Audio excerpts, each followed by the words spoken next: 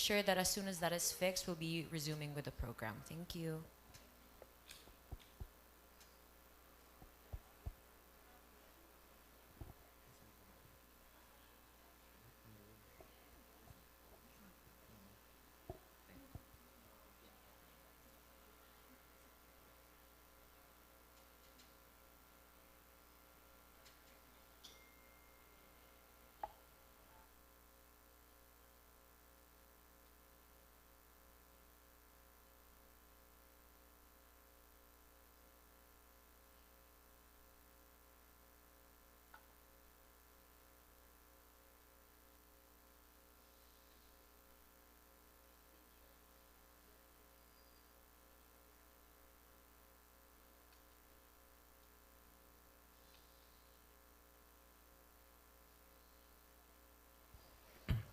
May we all invite you to stand up for the Philippine National Anthem.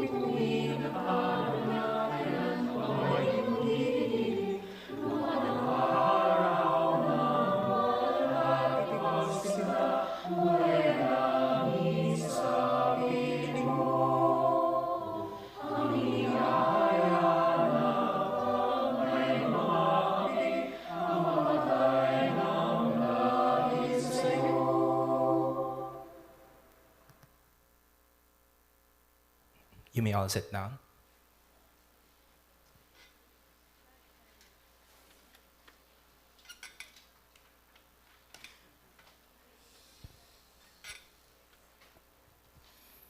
Good evening, UP College of Law. Welcome to the convocations for the Law Student Government Central Board General Elections for the academic year 2026 to 2027. I am Iko Urbano. And I am Liza Mama, and we are your hosts for today. The Convocations is a recurring forum conducted by the Electoral Commission to allow the candidates to discuss their programs and plans of action, as well as address questions and clarify concerns of the electorate.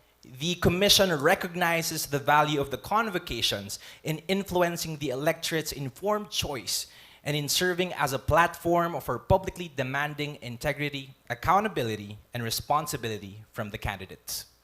The convocations for this upcoming general elections will have three major parts. The first will be for the candidates for the Law Student Government. The second part will be for the candidates of the University Student Council. And the last part will be the anonymous question and answer portion for the LSG candidates. There will also be a 5-minute break before the presentation of the USC candidates. In the first two parts, the LSG candidates will be allowed to deliver their opening spiels, for which they will be given 1 minute and 30 seconds. After which, we will proceed to questions from the Commission and the online submissions, then from the student media, and lastly from the live audience. For each question, candidates will be given 1 minute to answer. At the end of the entire program, the candidates shall be given another 1 minute to deliver their closing spiels. For the live question and answer portions, any student present on site may come forward and ask a question directly to any candidate. A microphone will be provided. For students attending virtually, we will flash the QR code and link later where you can send your questions. You may indicate there if you want your questions to be attributed to your name or not. For the third part of the convocation, candidates will be answering questions that the Commission has received and filtered from the anonymous Dropbox located at the registration booth outside the theater. Students who want to submit their questions may do so until the end of the intersession period. the Commission would like to remind the electorate and the candidates of the following mechanics regarding the anonymous question portion. The Commission will only accept anonymous questions that are handwritten and submitted through the locked drop box at the registration booth. Before submitting, students must present valid identification to confirm they are registered voters of the college. The registration will be manned by Commissioner Jem Malaya as the authorized representative within the commission who shall sign the question document to certify that it came from a registered voter. Questions not bearing the signature will not be entertained during the convocations. The Commission shall also have the right to filter the questions based on the following criteria. Permissible questions are those which deal with a candidate's qualifications, plan of action, programs, affiliations, public conduct, and fitness for the position they are seeking. These are asked automatically without needing consent from the candidate. Sufficiently relevant questions are those which refer to the candidate's subjective fitness for the position sought and may include questions involving their character, moral integrity, personal history, or any similar questions that could reasonably affect an ordinary voter's decision to vote for or against the candidate concerned. The Commission will allow the automatic asking of these kinds of questions even if they are not strongly worded, as long as they are not malicious or will inflict unwarranted shame that is not connected to the candidate's capacity to serve in office. Improper questions are those that are personal, abusive, or hostile questions with no clear connection to the candidate's fitness for office. These include questions laced with mockery, sarcasm, or humiliation. The Commission will automatically reject these. However, a copy will be given to the candidate concerned, and they will be given the discretion to have such questions asked, notwithstanding the prior rejection by the Commission. The deliberations on the filtering of the questions shall be made through an ad hoc committee composed of 5 commissioners. For these elections, the committee members are Chairperson Guerrero, Secretary Macaraig, Commissioners Gadia, Malaya, and Matugas. For the entire duration of the convocation, candidates are prohibited from using any gadgets to preserve the spontaneous and honest spirit of this event. The Commission would also like to remind the audience to observe proper decorum throughout the convocation as a show of respect for all attendees, the Commission, and the candidates. Any untoward or unnecessary behavior or noise directed at any person in this hall will not be tolerated and may result in removal from the venue. And that wraps up the mechanics and house rules for our convocation. If you have any concerns, please feel free to approach any of the commissioners or admin group members who are serving here today who are dressed in black. So yes. Now, without further ado, to begin our convocations, let us hear some words of inspiration from the esteemed Dean of the UP College of Law, Dean Gwen De Vera, as she delivers the opening remarks. Thank you to our hosts. Una sa lahat, magandang gabi, UP Law.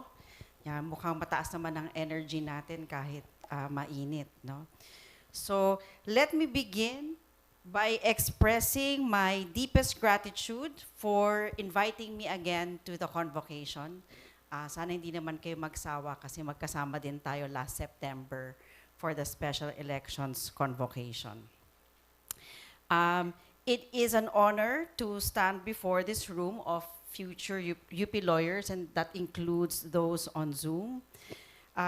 Not merely as a guest, but as someone who believes that the heart of our fragile democracy beats loudest in places like the UP College of Law.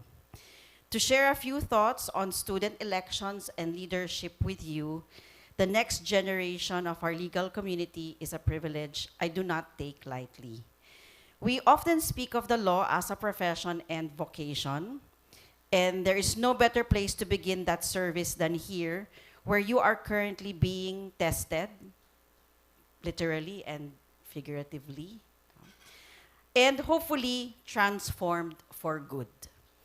There is a common misconception that student elections are merely a simulation, a sandbox version of the real political world waiting for us outside of Malcolm Hall. But let us be clear, this is not a rehearsal. The law student government is the forge for future leaders. It is here that mindedness is not just studied as a concept in constitutional law, but lived as practice. We are a smaller community, yes, but we are one where the organization and functioning of our government have a felt immediate impact on our individual experiences. From the quality of our student services to the strength of our collective voice against injustice, what happens here, and I mean Diliman, BGC, and Iloilo as one Malcolm Hall, ripples outward. When you lead here, you are not playing at politics, you are managing the real world concerns of your peers and shaping the collective action of an institution that has historically been the vanguard of national change. We cannot ignore the climate in which we find ourselves across UP Diliman, and specifically as we look at the landscape of 2026, student elections have faced significant challenges. Noting the abstain votes in 2024, journalism professor Danilo Araw noted, and I quote, "To achieve the resurgence of the student movement, it would have to take a lot of selfless sacrifice on the part of the student leaders that we have right now," close quote. Indeed, we continue to see a troubling trend of dwindling candidates and a perceived thinning of the ranks in student leadership. It is easy to look at uncontested seat or a quiet campaign season and feel a sense of fatigue or apathy. Ganyan lang naman pala yung eleksyon. However, while these challenges draw our attention to the lack of names on a ballot, which fortunately is not our experience, today I want to shift the focus to you, the ones sitting here in Malcolm Theater and on Zoom, because there are over 1,400 of you across Diliman, BGC, and Iloilo. As law students, you're often the most critical, the most skeptical, and the most prone to the logic of apathy. But the reality is that the strength of our institutions, of this institution, does not rest solely on those who run. It rests on you dahil hawak nyo ang boto. So, syempre, may note ako sa sarili ko, sana mag-get nila. Hindi nyo lang alam kung ilang beses ko pinactice. Paano kaya sasabihin yung hawak nila ang boto? Okay? So, it is a classic legal and logical trap to dismiss a single vote as negligible.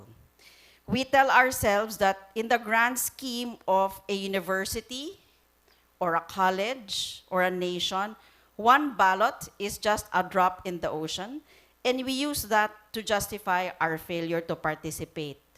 May exam, working student ako, traffic. But as future lawyers, you know better than anyone that negligible is a dangerous word. In the law, a single precedent can shift a century of jurisprudence. So I hope you've seen those cases. A single vote on a bench can change the course of a life, and a single word can prevent resort to impeachment as a constitutional instrument for public accountability. Actually, two words na pala tayo, no? Kasi session and forthwith.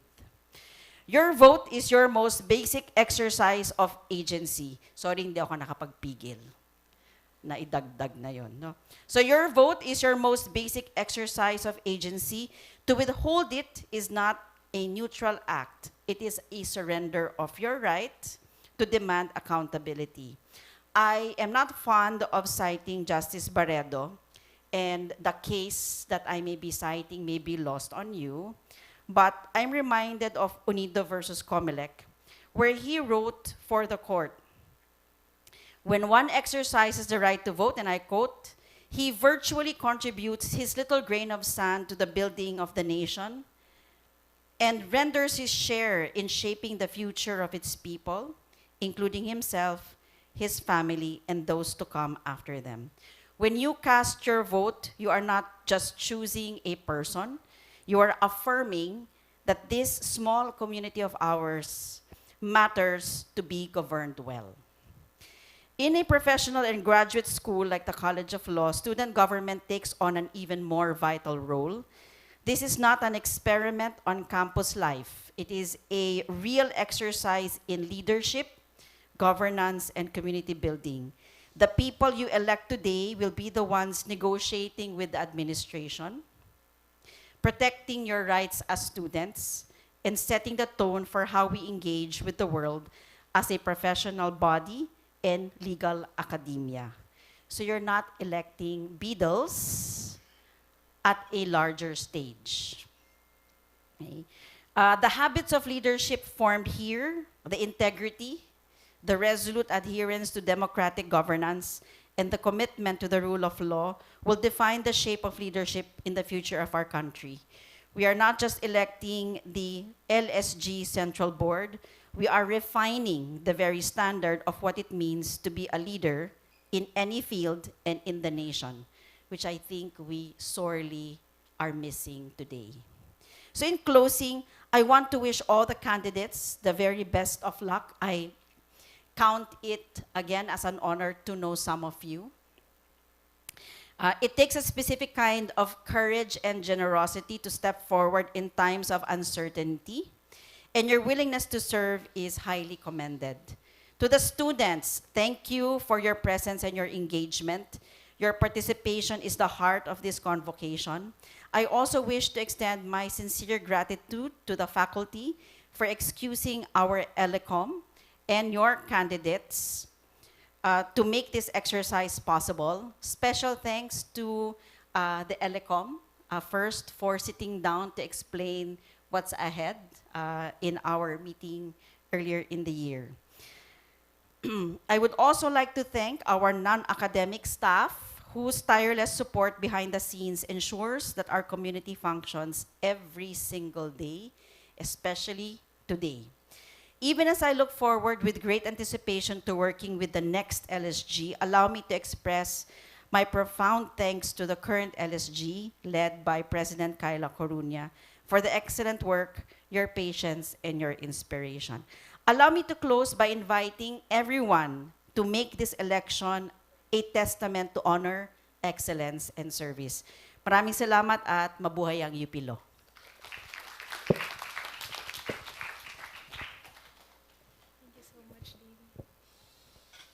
Thank you so much, Dean De Vera, for that wonderful and insightful speech. Indeed, hawak nga namin ang boto.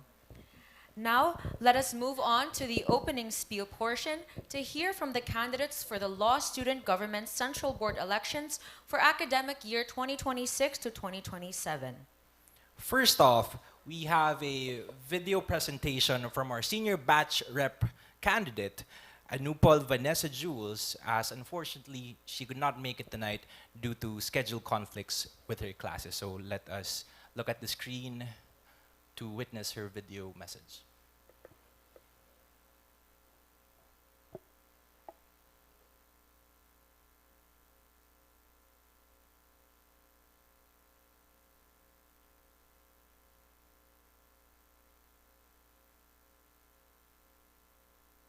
Hi, batchmates. I'm Vanessa from Block 3I, and I'm ready to serve as your next senior batch representative. We all know senior year is a big mission. From navigating individual enlistment for the first time to balancing graduation requirements and board prep. My goal is to make this final stretch super smooth, organized, and fair for everyone. Through my platforms, Can Plan, Can Ask, and Can Make It, I'll ensure that you have the systems and responsive support that you need, so that we don't just get through the year, we thrive, because with Superban, you super can. As your senior batch representative, I envision a senior year that is super smooth and fit for our needs. As we all know, a major change for seniors is that we will no longer have block enlistments. As senior batch representative, my Advising Compass series will ensure that seniors can plan a senior year that fits everyone's needs. Specifically, I will arrange an advising seminar for inquiries and clarifications, disseminate FAQs and flowchart reference for your advising and enlistment concerns, organize a registration committee for prompt assistance during the process, and propose a fair rotation system which will implement an order of advising that is randomized and then reversed for fairness. I will also ensure a centralized and responsive senior batch communication system, which will streamline announcements, advising concerns, all the matters, and of course graduation matters.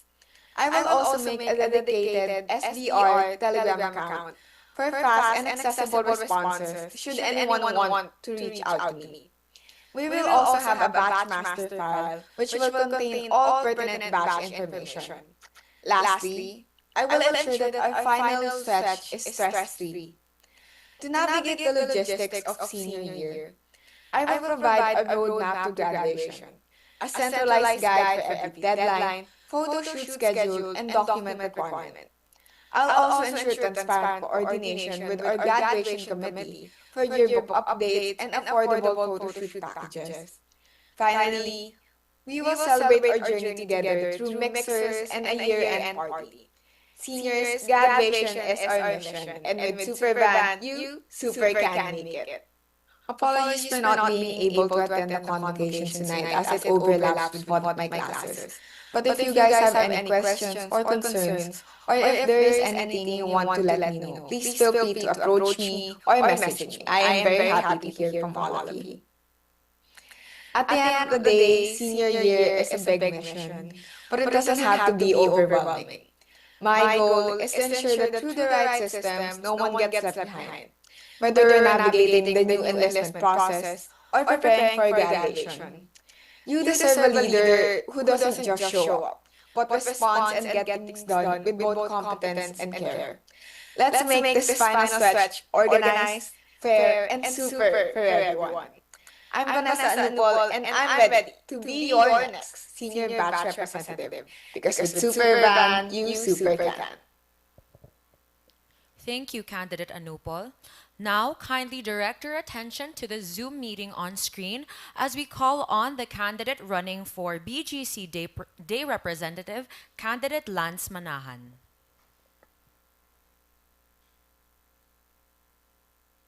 Hello, good evening, everyone.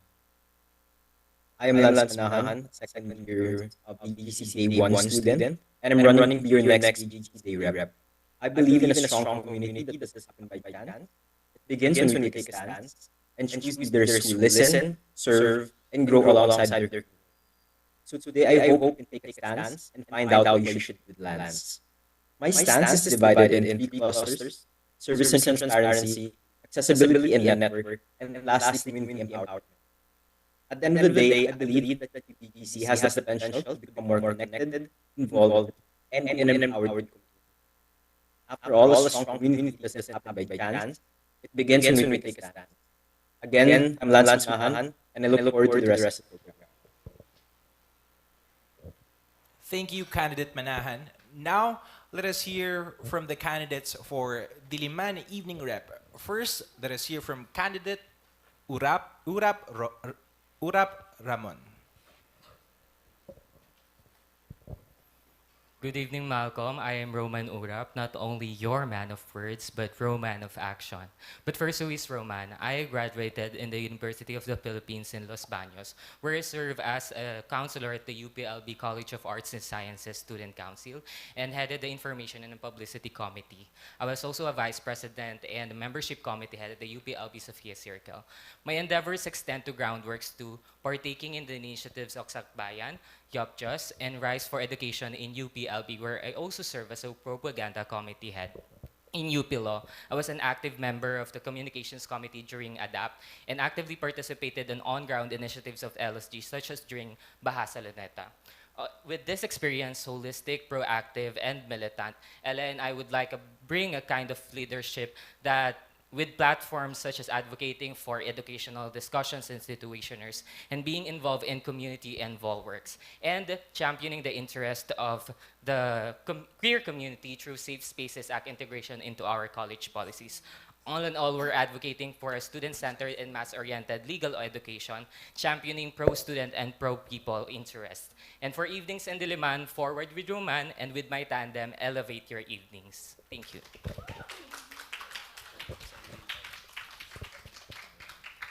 Thank you, candidate Urap. Now let us welcome the next Now let's welcome the next candidate also running for the position of Diliman Evening Rep, candidate Kyra Lim. Sorry, candidate Cyril Lim. Magandang gabi, UP Law. I am Cyril Ella, your aspiring Diliman Evening Representative, and alongside Roman Urap, we are more than ready to serve the evening community because we believe that our needs does not just end when the clock strikes 6 p.m. And I've been a student leader for the longest time, and one of the most important things that I've learned during those times is to listen intently to your constituents and make them feel that they are seen, heard, and empowered. And with this, we have our shared platforms and as well as my individual platforms that aim to enhancing the institutional efficiency and proactive coordination, as well as enriching the law school journey of the evening students in general. And third is to empower the student welfare through safe and inclusive spaces. So once again, I am Cyril Alalim, aspiring Diliman Evening Representative, and I am hoping for progressive and a fruitful discussion this evening to elevate your evenings. Thank you so much, and magandang gabi ulit. Thank you, candidate Lim. Now let us hear for also candidate for Diliman Evening Representative, candidate Moriel Panopio. Magandang gabi, UP Law. I am Moriel Panopio, your next Diliman Evening Representative. For more real actions, more real solutions, Moriel Panopio. UP Law, with the time I've spent with the evening community, I realized that as working students, we carry the weight of work, academics, and other responsibilities at the same time. Iba ang nararanasan natin bilang working students. Kaya, iba rin ang kailangan nating solusyon. We need more real solutions. And as your evening representative, I plan on bringing more to the table. I envision an evening community where student leadership is present, accessible, and grounded sa mga totoong pangangailangan ng isang working student. UP Law, let's make this dream more real with Moriel Panopio, your next Diliman Evening Representative. Thank you. Thank you, candidate Panopio. Up next, we have the candidate running for second-year batch representative, candidate Janelle Kyra Cordova. Gina. Hey guys, I'm G. Cordova running for second-year batch representative. And from 1 year in law school, we've already come to know that nobody can get through this alone, which is why it's important that we get through this together as one batch. And as one batch, of course, one thing that we deserve is to feel heard, supported, and represented. And of course, be a batch where nobody gets left behind, which is why you can put your trust in me and leave it all to G. Together, we can build stronger academic support through a more organized and accessible batch master file and a more clear and helpful advisement process. We can strengthen batch engagement through projects like batch intramurals, batch mixers, and other small initiatives where we can connect with each other beyond our classrooms. And through batch town halls, through consistent communication, and through a fair allotment of subsidies for your academic needs, we can ensure that support remains accessible to everyone. Like I said, law school is difficult enough on its own, which is why it's important that we have a batch that we can rely on for support because it can make all the difference. So, if you want a batch that you can rely on for support, community, and academics, then all I ask is you put your trust in me and leave it all to G. Again, I'm G. Cordova from Block 1B, running for second year batch representative. Thank you, candidate Cordova. At this point, let us also hear for a candidate for second year batch representative, candidate Ganzon Lian Patrice. Good evening to my batchmates and good evening UP Law. I am Lian Ganzon running for second year batch representative. And my campaign is centered on one thing, that it's on with Ganzon. If there is a concern, it's on. If there's a need to coordinate, it's on. And if there's a chance to bring the batch closer together, it's definitely on. This is why I have 3 goals. First, we have On Track, which aims to strengthen systems of information, coordination, and academic support. So through our batch calendar and as well as our database, we could be able to make sure that our batch stays on track. Second, we have On Call, which aims to create channels that are responsive to our batch's concerns. So through the Scholar Help Desk as well as our InSync monthly block pulse checks, we're able to ensure that we address all of your concerns much more proactively. And lastly, under Onboard, we could make sure that the batch has a strong sense of batch community as well as civic engagement. And basically, my goals is basically to have a batch that is supported, informed, and connected. A batch that is on track, on call, and on board. Once again, I am Lian Ganzon, and let me be somebody to lean on. Thank you so much, everyone. Thank you, candidate Ganzon. Next, let us welcome to the floor a candidate running for third year batch representative, candidate Sehiro Ogata. Magandang gabi po sa ating lahat. Ako po si Seijiro B. Ogata at kasama ng aking kaibigan, mamaya pa siya dadating, na si Camille Camba. We are running as your third-year batch representatives. When I first entered Malcolm, I thought that surviving law school was just about working hard or trying to keep up with everyone else. But you know, with everything else in between, like the readings, the recitations, org works, and trying to balance everything all at once, I realized something, that law school is not just about resilience. It is about community. It is about finding people who will help you move forward. People who share opportunities. People who make leadership feel reachable. And people who will help you make you feel like you're not alone. And that is the kind of batch culture that Camille and I want for our batch. Dynamic community, accessible leadership, and yielding futures. Because both Camille and I think that true leadership will not only help you get through the day, but will help you seize it. So come and seize the day with us, with Come and Sage, your future third-year batch representatives. Thank you so much. Thank you, candidate Ogata. At this point, we will now be hearing for another candidate for third-year batch representative. Let us all hear it for candidate Camille Camba. Good evening, I am Camille Camba, and together with my good friend Seijiro Ogata, we are running as your next third-year batch representatives. So when I first ran for council, my plans or my campaign was merely built upon my aspirations, as it was evident in my hashtag. It was come and get it. However, serving in both councils showed me that leadership isn't about abstract ideals, but it was a response to real-world challenges. Afterwards, balancing my full-time career and the intensity of law school showed me that leadership is about understanding the needs that people need in order to survive and move forward each day. That is the reason why I'm here, and that is the reason why it was brought that Sage and I are together. My vision has shifted from merely getting it to understanding the things that people need in order to survive and move forward each day. Hence, come and seize the day with Come and Sage. Through our platform, we envision a safe space where there are, like, first, dynamic community, second, accessible leadership, and lastly is that we have yielding futures. And because of that, it was something that we want to bring into the law student government. Thank you. Thank you so much, candidate Kamba.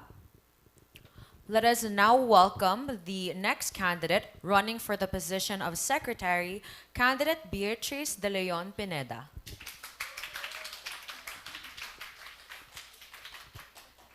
Magandang gabi, UP Law! Ako si Beatriz B. Pineda, your LSG Secretary, at tayo bilang isang buong UP Law community, hawak natin ang beep. A true student leader is one who leads through service, upholds accountability and transparency, and listens to their constituents with intent. Kaya naman hawak natin ang beep, B, back to basics with basic student services tulad na lang ng need for blue books, more student spaces, and existing BSS initiatives such as Kapihan and Sec Cabinet. E, LSG must stay engaged with the UP Law student body through our regular general assemblies and the LSG volunteer corps. A, LSG must always be accountable to the constituents that we serve. So we will have evaluation reports and internal measures to ensure that we're doing our work properly. And P, transparency is a very important quality of any student leader and a way to foster more democratic spaces. Kaya naman we will have our prompt posting of LSG matters and text blast. Now more than ever, we need an LSG that is receptive to the needs of the students and unwavering in a fight to integrity of our democratic institutions.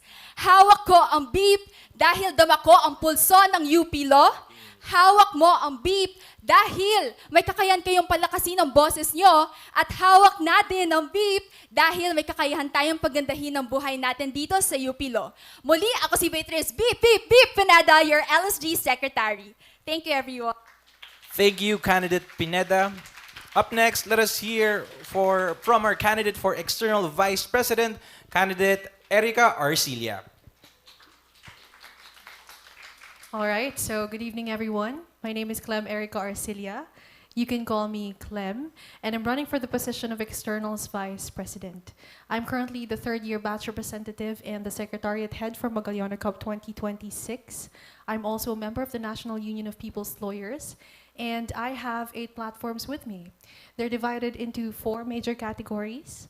The first one is in sync, then information, in practice, and in motion.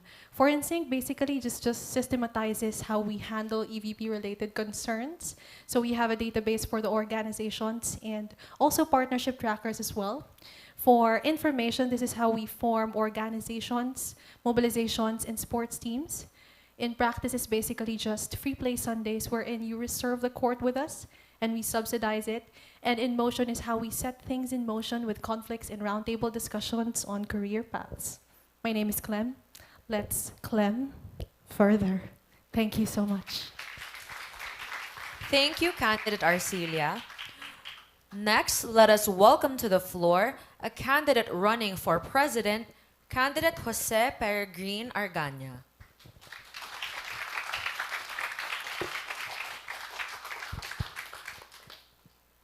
Always for a UP-LSG that works. For everyone, with everyone. We are gonna do it. Isang magandang gabi, UP Law. Ako si Jose Peregrine Japs Argana, more than ready to be your next LSG President. Simula nung una tayong tumindig dito upang humingi ng inyong suporta bilang Diliman Evening Representative, hanggang sa gabing ito, tayo ay laging naging para sa isang inklusibo na UP Law. At sa pagpapatuloy ng ating adhikain, tayo ay mag-a-advance ng institutional integrity. Tayo din ay mag-a-affirm ng student welfare. I-amplify pa natin ang student involvement and engagement at i-actualize ang isang safer na UP Law. Kasama ng buong komunidad, i-acknowledge din natin lahat ng efforts ng bawat miyembro ng UP Law community. Dahil sa pagsulong ng isang tunay na inklusibo na UP College of Law, ang kasama ay hindi lang dapat sila, hindi lang din dapat kami, kung hindi tayong lahat. Mulit-muli, anuman ang kailangan gawin para sa adhikaing ito, we are gonna do it. Yours truly, Jose Peregrine Japs Argana, more than ready to be your next UP LSG president. Magandang gabi po. Thank you, candidate Argana. And finally, let us hear from candidate for president, Cassandra Camille Quaresma. Kanina kayo, UP Law, para sa presidente, kay Kami kami. Hi, my name is Cassandra Camille Kami Quaresma, your incumbent secretary and your next LSG president. At dito kami para sabihin sa inyo na si Kami na to. So, UP Law, always remember your 3 C's, college, council, and community. So for our first C, as your next president, we represent the college through the Volcor and the ACLO, and we are also active advocates of proper student representation with the admin through town hall meetings and roundtable discussions. And our biggest platform is to ensure that all events and initiatives are properly implemented in all campuses, Diliman, BGC, and Iloilo. Now, for our second C, of course, we ensure that our council is actually equipped and actually accountable and ready. Now, for our last C, community. Of course, we ensure that our council is also there and present on the ground and online. Once again, dito kami para sa inyo lagi-lagi. Thank you. Thank you so much, candidate Quaresma.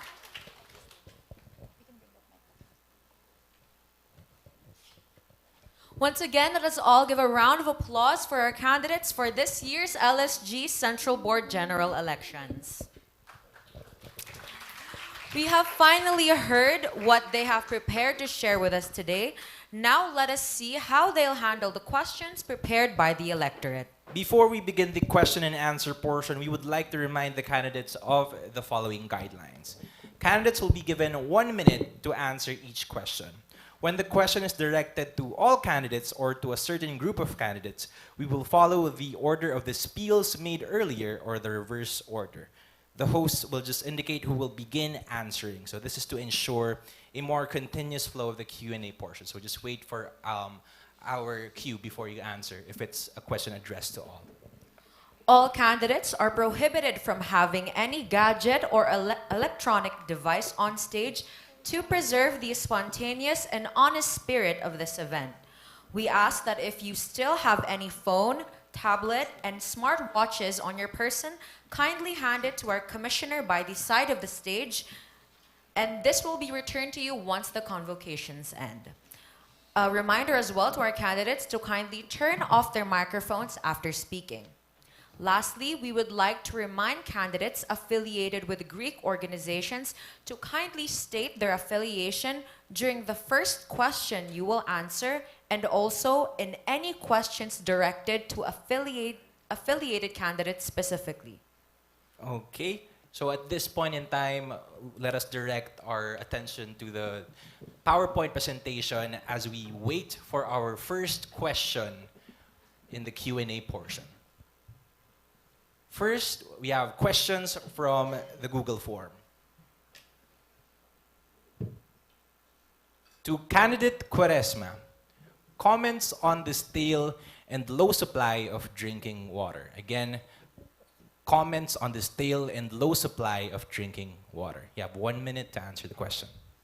So thank you for this. For clarification, actually, when it comes to the drinking water available on campus, what actually happens is that it is the Office of the Dean who actually purchases all of the water that is available. Of course, as your basic student services committee head, if, for example, there are reports of different water shortages throughout the school year, we actually forward these to the head of staff. This is Sir Jim, of course, and we remain communicative to him. We always say that, for example, especially during the beginning of the year, that, for example, these certain areas need more water, and we have also seen that throughout the year there has been a lessening of these particular complaints because we've been able to express actually to them that the water supply is something that is needed, so they have actually been able to adequately supply the water. So if there are new concerns with this, we are in constant communication with the admin. Thank you so much. Thank you for answering that question, candidate Quaresma. Once again, For candidates affiliated with Greek organizations, please state your affiliation during the first question you answer, as well as any questions specifically directed to affiliated candidates. Now let's proceed to our next question. To candidates Argana and Quaresma, name the other candidates' platforms when they ran for IVP or secretary last year, and comment on if it was a good platform and if they accomplished it. Again, you have 1 minute each, starting with candidate Argana. Good evening muli sa ating lahat, and thank you for asking that question. Isa sa mga naging platform ng ating very dynamic na Secretary, Cami Quaresma, ay yung pagpapatuloy ng ating SEC Cabinet and yung in-expand na coverage ng mga medicine supplies, and bukod dito, yung mga school supplies na naging available. And we saw throughout the year na natugunan naman, halimbawa pagdating sa mga notebooks na available doon, although hindi ganun ka in demand, kumbaga, pero andun lagi, just ready kung sakali na kailanganin ng student body. And yung pagpapatuloy ng mga blue box na sinusource para naman yung mga estudyante na hindi nakakaabot sa opening ng ating book room ay nakakabili pa rin sa LSG, lalong-lalo na kapag kailangan before ng exam. So, all of these naman were very good platforms, and yung pagpapatuloy nito just shows na ready ang LSG na tumugon sa pangangailangan ng estudyante. Maraming salamat po. Okay, just to answer the first question, I am affiliated with the UP Portia sorority. Just to answer this particular question, Jabs has been a very capable IVP, as he has shown in the past year. So one of his platforms was actually the different grievance protocols and the different protocols within the LSG. He was able to attend to all of these, especially if there are concerns from our different counselors. He was able and ready to always answer our questions. And apart from this, also he was able to do Mental Health Week. This is one of his biggest platforms. So in the coming year, of course, we'll be able to continue this, the precedent set already by our IVP, by being able to codify all of the protocols already at the beginning of the year as well, and different protocols, grievance protocols, and also be able to also plan out, for example, the Mental Health Week that he has already been able to do this year. Thank you. Thank you, candidate Argana and candidate Quaresma. Now for our next question, we have, once again addressed to candidates Argana and Quaresma. Could you describe a specific time when you had to choose between your affiliation and the student body, and you chose the student body? Again, could you describe a specific time when you had to choose between your affiliation and the student body, and you chose the student body? So for this question, we'd like to ask that you state your affiliation, since this is a question directed to affiliated candidates. You have 1 minute to answer each. Let's start with candidate Quaresma. Okay, just to reiterate, I am from the UP Portia sorority. So when it comes to this particular question, I believe that as a student leader, I've never actually had to choose between my own affiliation and the student body.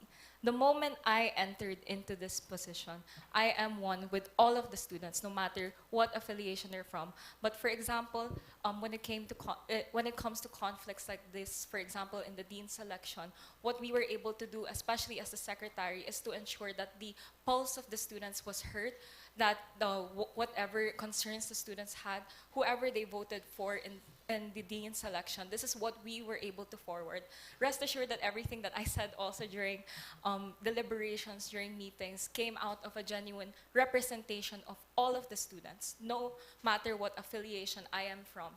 At the very beginning, the moment I stepped into this, my mandate has been with the students 24/7. Thank you.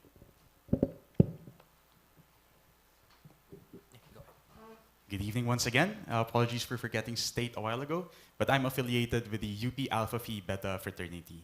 And similarly, we have never had this situation that directly asked us to choose between our affiliation and the student body, because hindi dapat na tinatanong pa ito. Laging ang inuuna ay ang kapakanan ng bawat estudyante sa UP Law.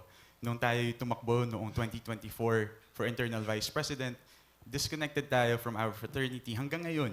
dahil naniniwala tayo na hindi dapat na impluwensyahan ng kapatiran ang mga desisyon na nakaapekto sa bawat estudyante, sa bawat mag-aaral ng UP Law.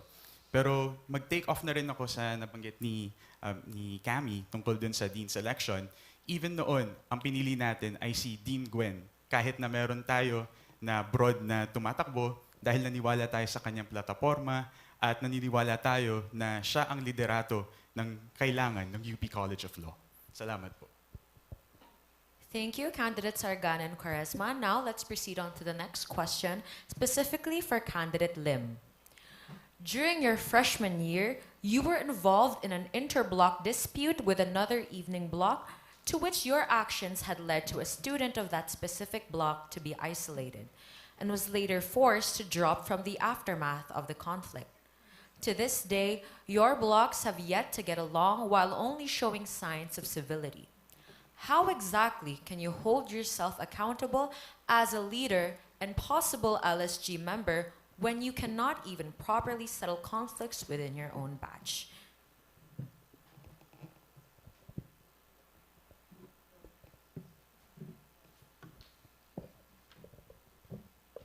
Hello.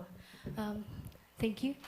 Just to address that, I believe that what have happened in our freshman year has already been settled and resolved by both parties. And a very important aspect in leadership and also in law school in general and in life in general is growth. And what's important is that right now we are working to be better versions of ourselves. And just to add, the specific blockmate or the specific student is still in constant communication with me, which is a reassurance that we are on good terms and there is actually no one to blame for what happened. Thank you. Thank you, candidate Lim. Now let's move on to our next question. Also addressed to candidate Lim. The question reads, your project Karamay asks the evening community to trust you with a moderated anonymous space for peer support. But peer support platforms require neutrality, restraint, and conflict-sensitive leadership. Given the concerns about your involvement in interblock tensions and conflicts, what accountability mechanism will apply if students feel that you as a moderator is the source of the conflict? I understand that, of course, confidentiality and privacy is very important, especially in the anonymous safe space platform that I'm actually pushing, which is the Karamay or the Next. And with this, I would just like to reiterate that and I would just like to emphasize that all things, all matters that have happened have already been resolved. And while I'll acknowledge that there are different sides of every story, what's important is that we move forward. And with that, I will apply those learnings moving forward as your Diliman evening representative, and all the more take it into consideration with the platform that I'm pushing for. Thank you, candidate Lim. Now let's proceed to our next question addressed to candidate Quaresma. The LSG president is meant to be a bridge between the administration and the student body. However, there is a growing concern regarding your approachability, where many have noted instances of friction and a dismissive demeanor. This is further reflected in your campaign's traction, which seems largely confined to your sorority sisters.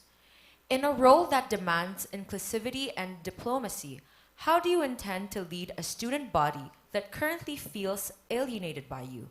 And how do you prove you can be a leader for the many rather than just the few you are comfortable with? Okay, so with regards to, I am a member of the UP Portia sorority. So just for context, my PCT is actually composed of a mix of members between my friends who are in my sorority, and as well as the different friends that I've actually been able to make in the past 3 years. So actually during my campaign, it has not been confined to these particular people.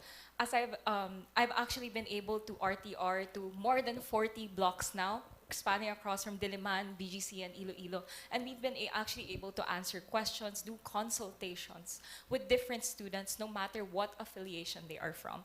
Aside from this, moving forward as your next LSG president, we aim to have an LSG that is open to everyone through our Volcor initiatives, through our ad hoc committees.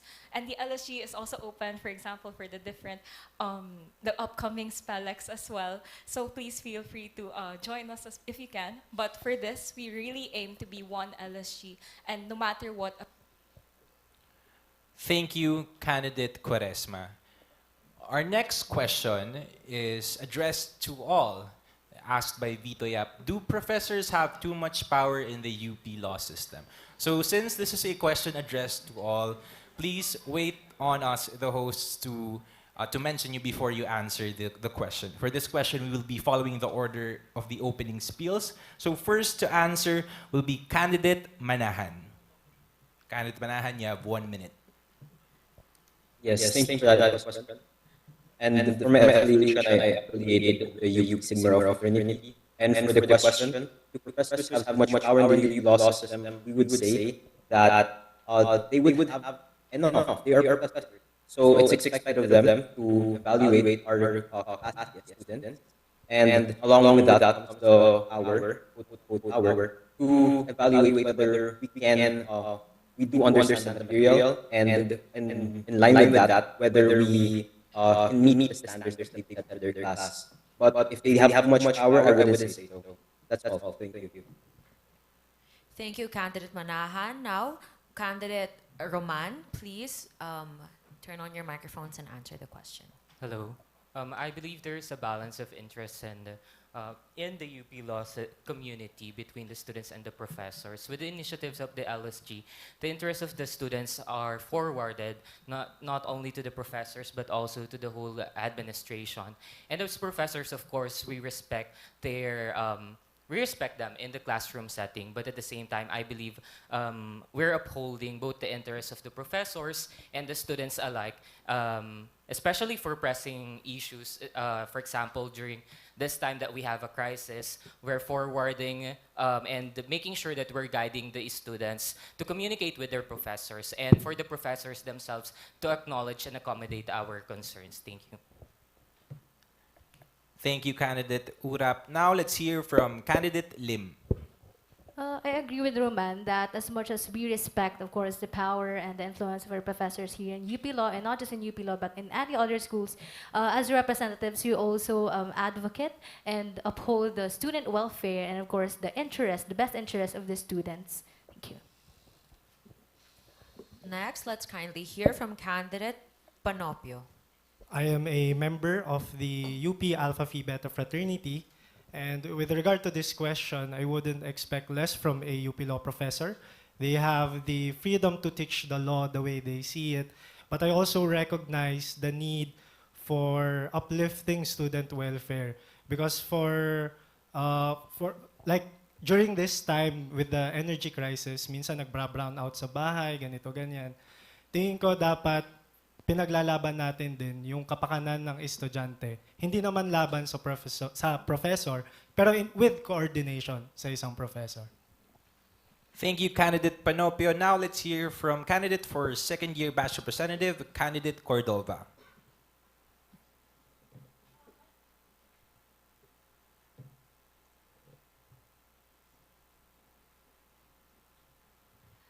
Much like what has been said previously, of course, a great amount of respect is awarded to our professors who we trust, having enrolled in this institution, to, of course, teach the practice of law in a way that they see fit and to their standards in order to ensure the quality is maintained in this school. But should there ever be a time where it's perceived that a professor holds too much power over the students, it is, of course, our job as members of the LSG to bridge these concerns and communicate them, and also find a way to best serve both the interests of the school and of our batchmates by providing whatever support we can. Thank you. Thank you, Candidate Cordova. Now let's hear it from Candidate Ganzon. To answer the first question. So I am a member of Youth Portia sorority, and to answer this specific question, I do not believe that professors hold too much power.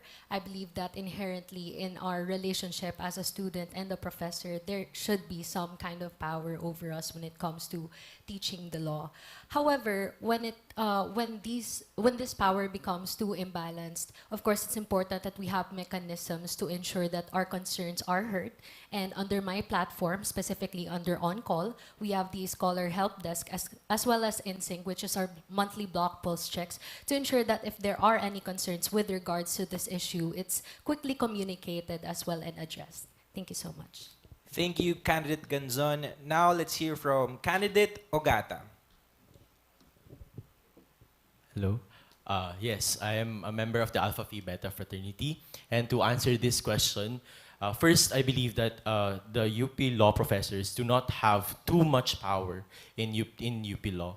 While they do have power, I don't think that it is too much. And if this calls for a question with regards to contradicting power or like contradiction between the wants of the UP law professors and the UP law community, then that calls for strengthening student representation. And that is the responsibility of the UP Law student government. And along with our platforms, accessible leadership that includes batch town halls for us to know what the students really want and for us to understand how will we represent them to the UP Law professors and the UP Law community and the UP Law professors. Thank you. Thank you, Candidate Ogata. Now let us hear from Candidate Kamba. Hello, I am from UP Delta Lambda Sigma sorority, and I agree with others na hindi naman inherently powerful in the UP Law system ang professors. However, we also need to recognize na probably ganito yung nararamdaman natin given that mostly ng mga professors ang naglalaman sa administration, especially sa mga big decision-making na ginagawa. However, to add more, kailangan natin maging proactive when it comes to forwarding our concerns sa as LSG and as batch rep. So hindi dapat natin hinihintay na magkaroon ng problema before natin tugunan or before natin iparating yung concerns natin. Hindi natin hintayin na magkaroon muna ng policies yung admin before we forward our concerns. But we should be proactive and all throughout our term na nakikinig tayo at humihingi ng tugon mula sa mga estudyante. Thank you. Thank you, Candidate Kamba. Now let's hear it from Candidate Pineda running for the position of Secretary. So I am a member of the UP Portia sorority, and to answer this question, we do recognize that professors hold a certain level of authority and which entails respect for them. But of course, as the LSG, we do have to represent the students because that is our mandate. In fact, in one of the RTRs that I had, a student raised a concern that their issue is late mag-upload ng grades yung prof nila and naapektuhan yung pag-apply nila for scholarship. So this is clearly a conflict, no? Between the admin and the students, and what we could do as LSG is, of course, to balance the interest, but ultimately to represent the students, to raise what the students, raise the students' concerns and put forward the interests of the students. Kaya naman, continuous ang ating consultations through our general assemblies and our evaluation reports so that we can ascertain what the students are concerned about and how we could resolve it with the admin. Thank you. Thank you, Candidate Pineda. Now let's hear from Candidate for External Vice President, Candidate Arcilia. Good evening, everyone. So I can see where this is coming from. In some instances, medyo na-relate yung pagbigay ng grades, so mahirap mag-drop. So for example, also for looking for scholarship. So in those types of instances, yes, the professors might have more power. So since we are working and we are campaigning to be part of the LSG, what we wanted to do is represent student concerns. So if ever there are instances na merong ganito, syempre, kailangan natin silang erase. We know that we have to balance the power of the students with the power of the professors, but we have to put and prioritize the students first. So hopefully we take accountability for the shortcomings that we have. As you know, I'm also an incumbent third-year batch representative. I would have done better. So moving forward, let's push for more power for students. Thank you so much. Thank you, Thank you, Candidate Arcilia. Now, let's hear it for the candidates running for the position of President, Candidate Arganya.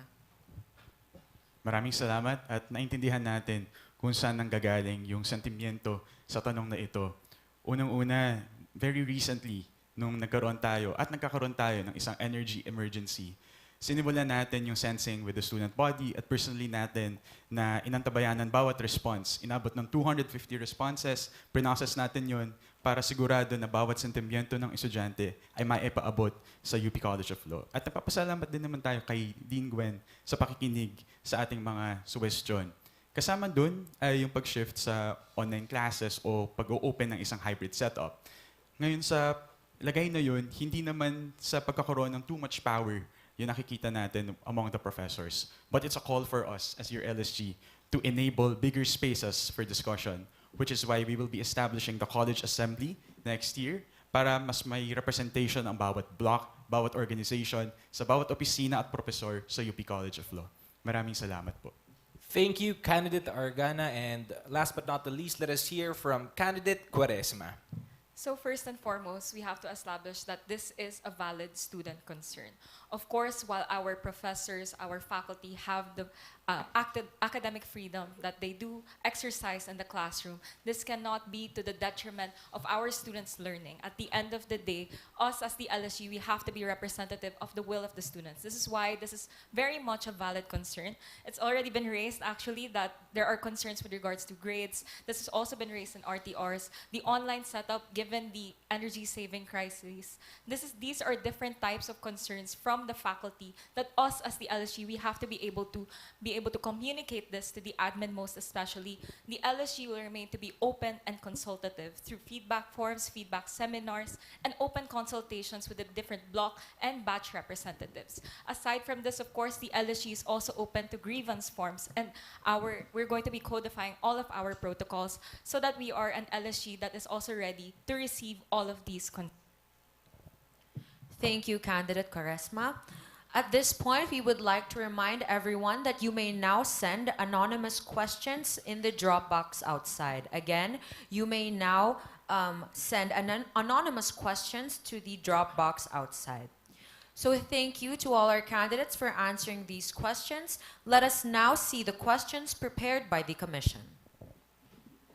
For our first question, so this is addressed to candidates Argana, Quaresma, Arcilia, and Pineda. For the order, let's start with candidate Pineda and move backwards. So the question reads, given the current economic volatility stemming from the Iran-US conflict, what specific administrative measures will you advocate for to protect the LSG's budget and student services from rising costs? So let's start with candidate Pineda. So thank you for that question. Currently, the Iran-US conflict is really causing a huge burden not only to us UP Law students, but really to the ordinary Filipino. And as your LSG secretary, given that my mandate is handling the internal workings of the LSG, of course, we will work closely with the treasurer or in LSG in general so that we could have more streamlined processes and more better protocols pagdating sa pag-allocate ng funds, especially for our projects. And of course, this is a social-political issue, and as law students, we do have the duty to be more active and vocal about these issues. So, as your LSG secretary, mas magiging firm tayo sa mga calls and active sa mga mobilizations dahil may karapatan din tayo at kapangyarihan na palakasin ang boses natin pagdating sa mga issue na to. Thank you very much.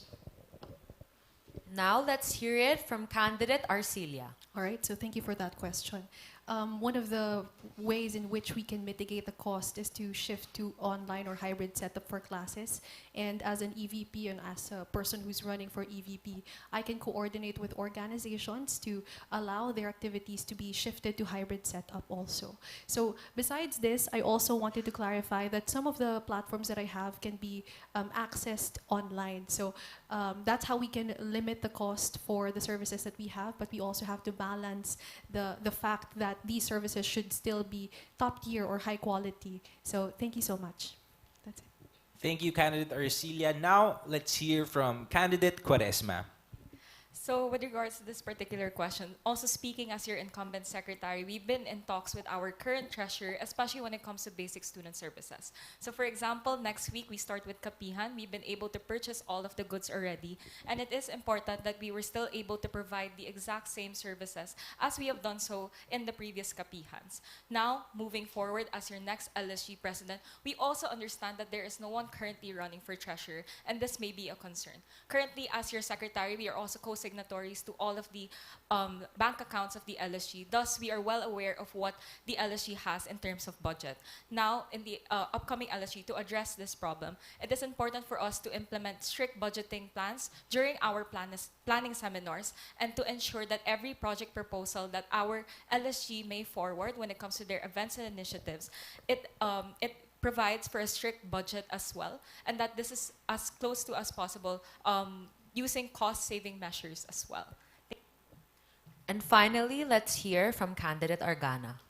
Thank you very much. For this, we see 4 main steps. First, pag upo natin sa posisyon ay mag-implement tayo ng mga austerity measures na pwedeng i-adopt ng LSG. Isa ito sa mga ginagawa namin sa gobyerno para kapag nagkaroon ng isang krisis ay sigurado na yung pondo natin para sa mga basic na services gaya na lang dito sa UP College of Law ay naproproteksyonan. Pangalawa, ngayong meron na tayong austerity measures, i-maximize natin yung paggamit ng emergency sensing form, which we've expanded actually as IVP this year.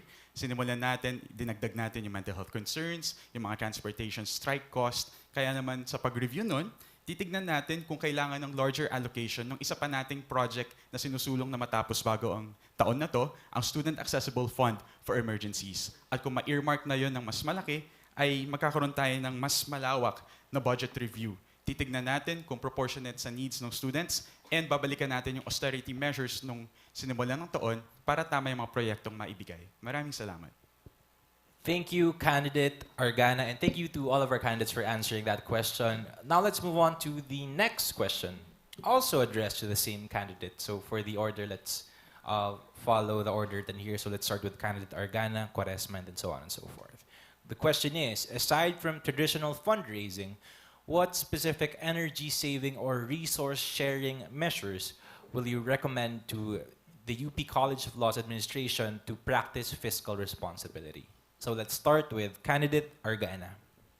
Maraming salamat muli.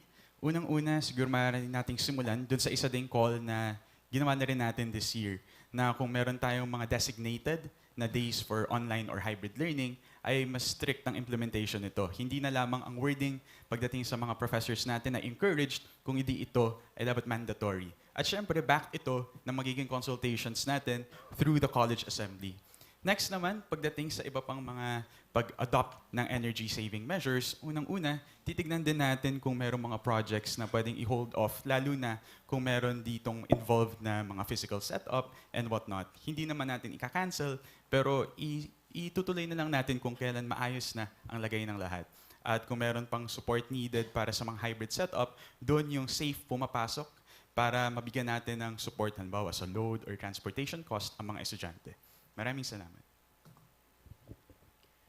Now let's hear from candidate Quaresma. So for this particular question, this has actually also been raised multiple times during RTR. So what we've always been firm with as the LSG is that while our college is facing this particular crisis, it should also not to be to the detriment of the students, especially when it comes to their learning.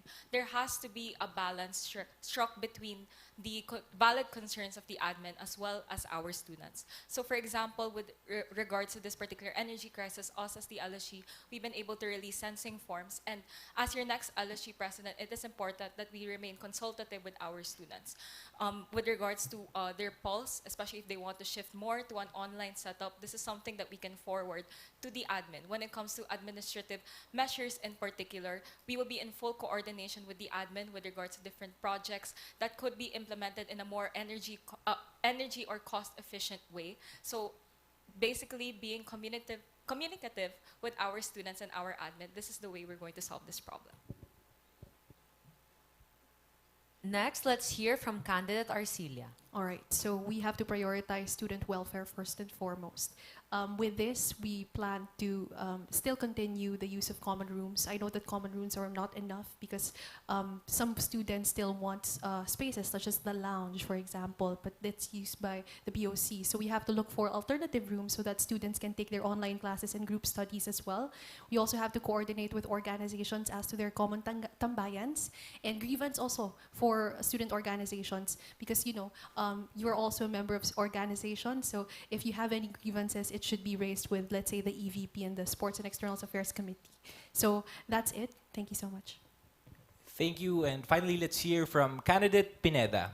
So one of my plans as LSG secretary is to have more student spaces, and we understand that it might seem like it would be in conflict, but the student spaces are a demand of the students, and the plan that I have is to address that demand. So what we do without compromising that demand for the students, but also balancing with the energy saving measures of the admin is that mas i-coordinate natin yung schedules of the available spaces or classrooms in UP Law so that malesen yung malesen yung use of energy or electricity, but at the same time ma-address yung demand talaga ng students for more spaces. Thank you.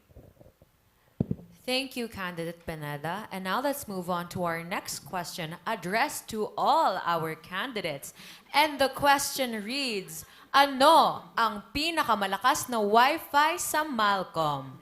A. UP Law student, B. UP Law event, C. DILNET 2.0, or D. Conference room. Let's start with candidate Manahan.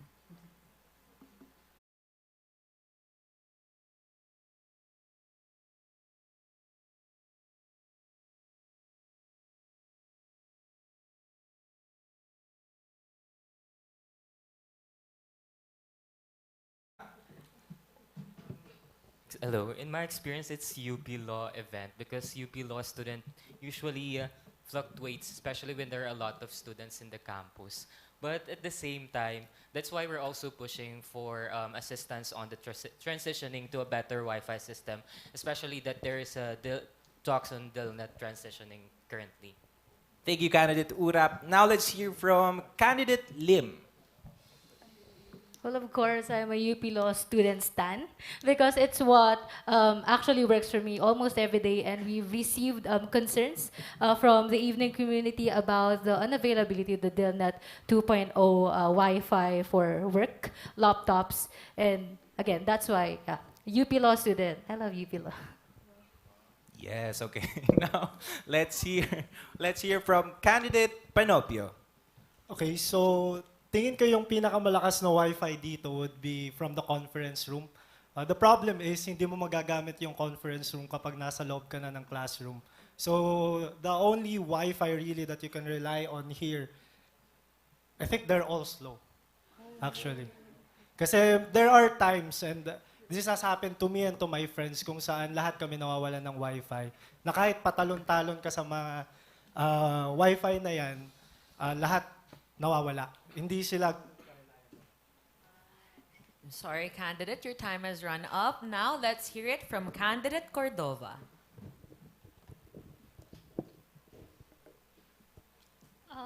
As of recent, I guess I've been using DILNET 2.0 more often, but I think that from my experience and from what I've been hearing, all connections have been experiencing problems, which I think should be addressed and worked on towards the future, which I believe are in the plans for LSG. Thank you. Thank you. Now let's hear it from candidate Ganzon. I think this question should be answered based on your gadget. So for my laptop, the strongest is DILNET, and for my cell phone, the strongest is UP Law student. And I guess I echo the sentiments of my candidates that when it comes to Wi-Fi problems, you have to be able to communicate this to the admin. But yeah, I think it depends on the gadget and the room. Thank you, candidate Ganzon. For me, sometimes it depends on vibes. I don't know. Like, it just... Okay, next, let's hear from candidate Ogata. Hello. Ang sagot ko ay letter E, none of the above. Because ang pinakamalakas ay actually yung data, except sa room 312 and 212. So, thank you. Next, let's hear from candidate Gamba. First, I would like to eliminate yung DILNET 2.0 kasi nakalimutan ko yung username and password ko. So, never ko siyang nagamit during my law school. Pero, dun sa mga remaining, I think I could choose conference room, lalo na if isolo ko yung conference room. So, yun lang. Thank you. Thank you, candidate Gamba. Now let's hear from candidate Pineda. So my answer to this question is a UP law student. But the very fact that this question is being answered means that it's a very pressing issue for us students. It's a basic student service issue. Kaya naman as your LSG secretary, of course, i-forward natin yung demand for faster Wi-Fi to the admin. And of course, this is also a univ-wide issue, lalo na't involved dito ang DILNET. Thank you. Next, let's hear from candidate Arcilia. All right, so I think my answer would be conference room when I use Quevedo. So you can reserve a room in Quevedo, by the way. But again, similar to candidate Pineda, the mere fact that we are discussing which one is pinakamalakas means that I had to also go from one place to another just to look into what type of Wi-Fi would be accessible. So I think that's an issue that we need to resolve. So thank you. Now let's hear from candidate Argana. Naku po, mukhang wala tayong winner tonight.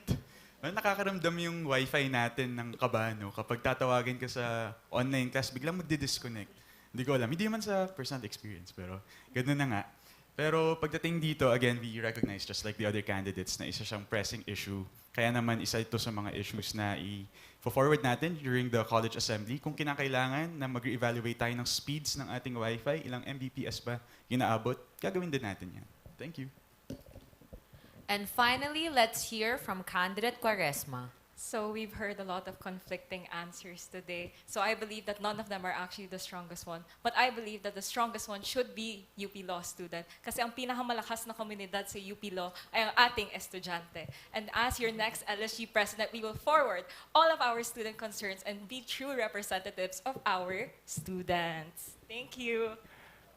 Thank you to all of our candidates for answering that question. Now let's move on to our next question, addressed to all representative candidates. So for the order, let's start with our candidates for third-year batch rep, then our candidates for second-year batch rep. The question reads, what is your specific stance on the hybrid learning model? And how will you balance the administration's need for feasibility and academic freedom with the student body's need for flexibility? Let's start with candidate Kamba. So ayun, after our consultations and block RTRs, we noticed na yung student demands when it comes to flexibility is coming from nauugat siya dun sa problema when it comes to complications, when it comes to logistical problems, given that students raised na parang problem when it comes to it's a face-to-face class after magkakaroon ng online class tapos face-to-face class. So parang naghahanap tayo ng space where to conduct our classes, to conduct our online classes. So it's something na we need to forward din sa admin to consider din when it comes to raising our concerns, given that, for example, nagkakaroon kasi ng individuality when it comes to subjects. So parang the decision for this subject is parang specific for the specific subject. So parang walang parang ma-take into account na baka afterwards magkakaroon kami ng face-to-face subject. So I think that's something na kailangan din ma-address in the future. Thank you, candidate Kamba. Also, my mistake. So the candidates for Diliman Eve Rep and BGC Day Rep will also be answering this question. So let's do third-year batch rep, 2BR, Diliman E Rep, and then BGC Day Rep. So next to answer, we have candidate Ogata. Yes, so this is a really valid concern, no? Especially now that through our consultations with the block representatives and the blocks themselves, we have to understand that the real problem here that we are addressing is the lack of student spaces and also yung mga napapanahong pangyayari dito sa ating bansa. Kagaya ng nabanggit ng ating mga presidential candidates kanina, no? Yung mga kakulangan or kailangan ng student body when it comes to their online classes or yung pagpunta mismo sa Malcolm. And how do we address that? One of our platforms is accessible leadership, and that includes our platforms or our projects such as the 3BR hotlines and our batch town halls for us to genuinely know kung ano ba talaga yung kinakailangan ng mga estudyante. At bilang representatives, we have to forward it to the LSG, and the LSG will forward it to the administration. And not just forward it, but also ensure that it gets answered. Thank you. Now let's hear it from our second year batch representatives, first with candidate Ganzon. So with this issue, I think it's very much important to balance the needs of the students, especially our constituents as representatives, as well as the interest of the administration, which is very much valid as well. And in a case like this, I also believe that it's hard to create like a single solution or answer to this. It's very much case-by-case basis, depending on the subject, what the requisites or requirements of the professors need when it comes to that particular subject. And with that, the mandate of the representatives is still to very much communicate what each of the blocks and your batch needs. And under this, that's why under on-call, we have our in-sync block pulse checks. These are monthly pulse checks to talk to each of the block presidents and determine what do they need, what problems arise. And in this way, we are able to communicate to the admin which subjects might need to be shifted online based on their specific needs and their specific schedule. Thank you. Thank you, candidate Ganzon. Now let's hear from candidate Cordova. Of course, recently this has been a much harder issue, especially with the rising cost of transportation. Of course, it's very important to give much weight to these students and to the feasibility of whether or not they would be able to come on site. And it's also important to find ways to accommodate their needs and concerns. But through all of this, we must still acknowledge the limitations of the school given our limited spaces, especially communal spaces, for where online classes may be held. Given this, there is, of course, a need to communicate constantly between the students and the professors for what may be feasible for their class and for their schedules, which is why I think that through one of my initiatives, the Batch Town Halls, it would be a good opportunity to find ways to understand their concerns and how to best adapt to their specific situations based on block. Thank you. Thank you, candidate Cordova. Now let's hear it from the Diliman evening representative candidates, beginning with candidate Panopio. I think we need to recognize that the difficulty between the difficulty of a evening student when regards to traveling. For example, kapag evening student ka, tapos babiyahe ka papuntang work, after nun, babiyahe ka din papuntang school. So iba yung pangangailangan ng isang evening student. And what I plan is to push forth kung ano yung demand ng evening students and coordinate with the proper channels, with the proper authorities, the UP College of Law Administration, and push for the recognition na iba't iba ang pangangailangan at iba't iba ang pinanggagalingan ng mga estudyante para pagbigyan kung kailangan ng estudyante ng flexibility. Thank you. Thank you, candidate Panopio. Now let's hear from candidate Lim.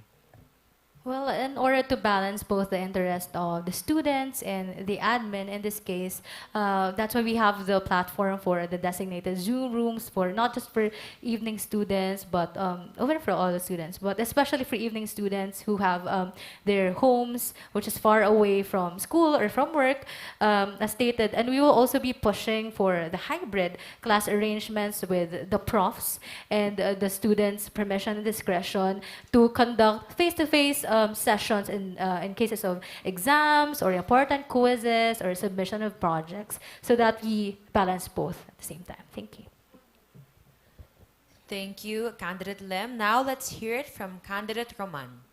I acknowledge the concerns of the students, especially in the evening community where there are concerns on online classes, and that usually occurs when they're still on Malcolm. And I'm all for adopting a mode of learning depending on the circumstances we currently have. For example, the crisis that we have. On the RTR concerns, there are, of course, struggles of the evening students, specifically on the closing of common student spaces here in the here in the campus. And so our platforms include exploring more student spaces and maybe having a dedicated space in the Malcolm for evening students specifically. And of course, with our platforms, we will utilize sensing forms to lobby the concerns of the students and have dialogue and consultations with the profs to meet halfway, to have a compromise to balance the interest of the students and the professors alike. Thank you to our candidates for Diliman Evening Representative. And finally, let us hear from our candidate for BGC Day Rep, candidate Manahan.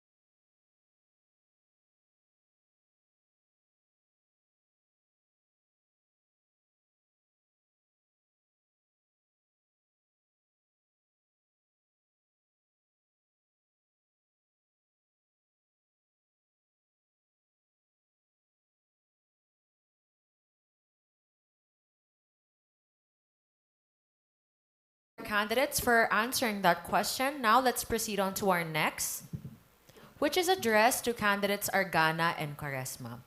The question reads, how do you plan to model a middle ground of professionalism that allows students to ask for concessions while still being respectful towards the faculty?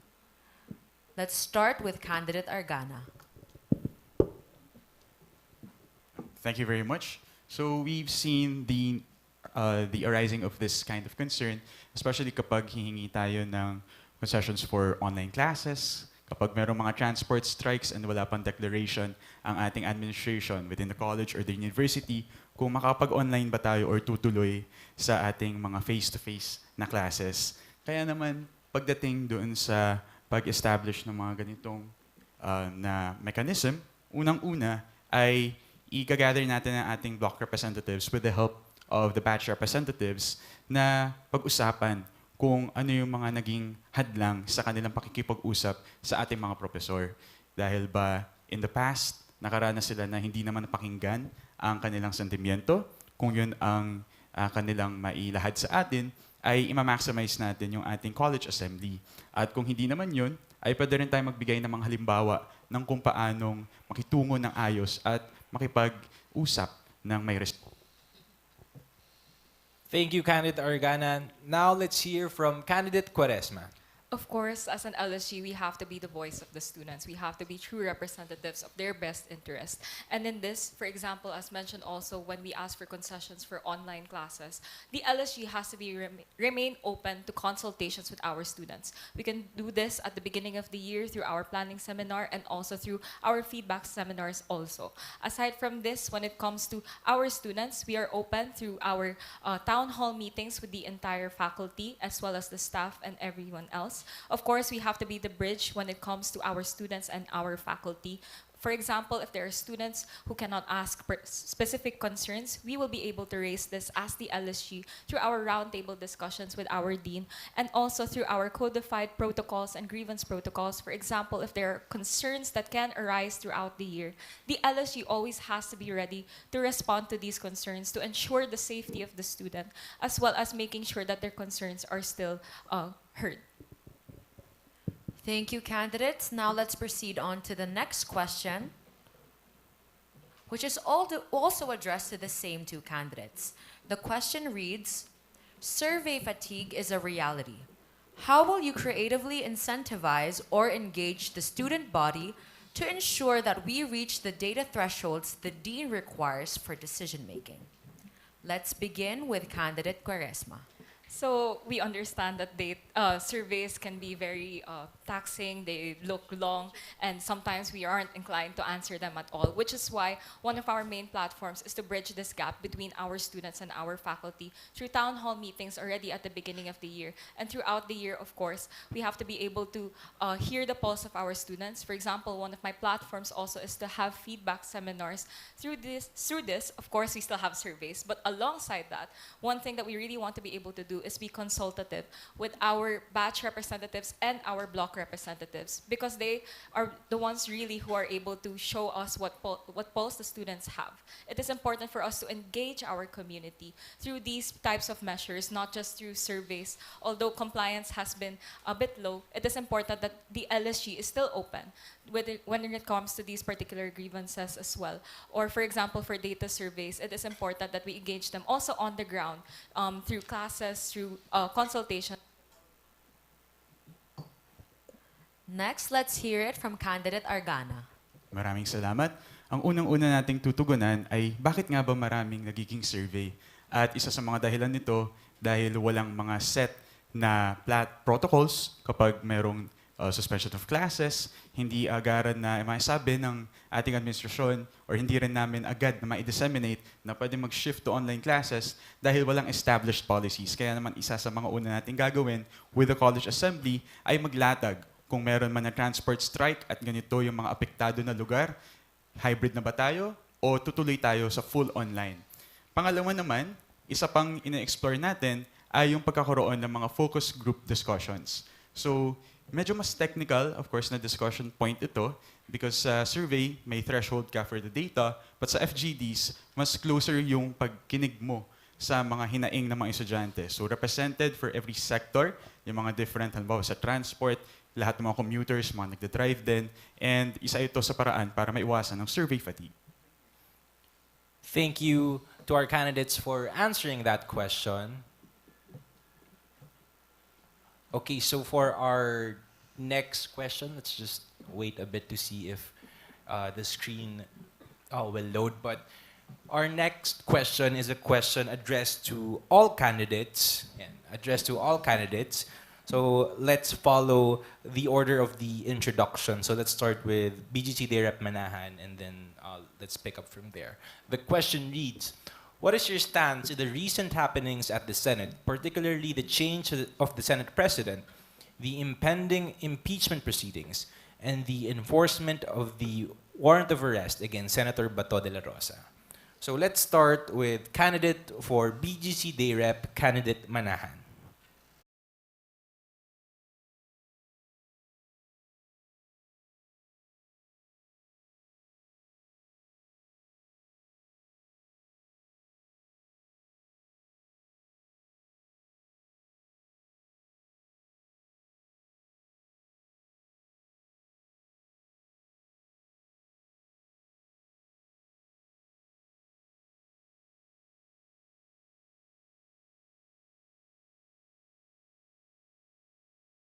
Staging ways to help hide someone who has an ongoing arrest warrant out for them.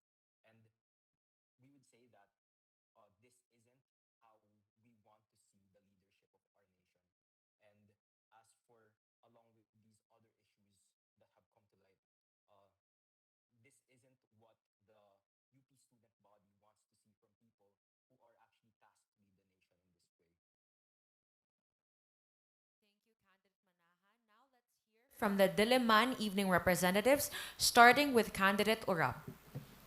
First of all, I would like to say that it's a blatant disrespect to the whole country, to the Filipino people, and we must call for the for the Senate to forthwith proceed with the impeachment of Sara Duterte and to surrender and concede to the jurisdiction of the ICC for the arrest of Bato de la Rosa. And as UP law students, we must call to uphold the rule of law, to uphold the dignity of the government. And as part of our platforms, we want everyone to be informed through educational discussions and situationers, and translate the theories that we learned there into practice, to be engaged in the community, to take leaders in our country accountable for their actions and to continue to serve the interest not only of the students but of the masses.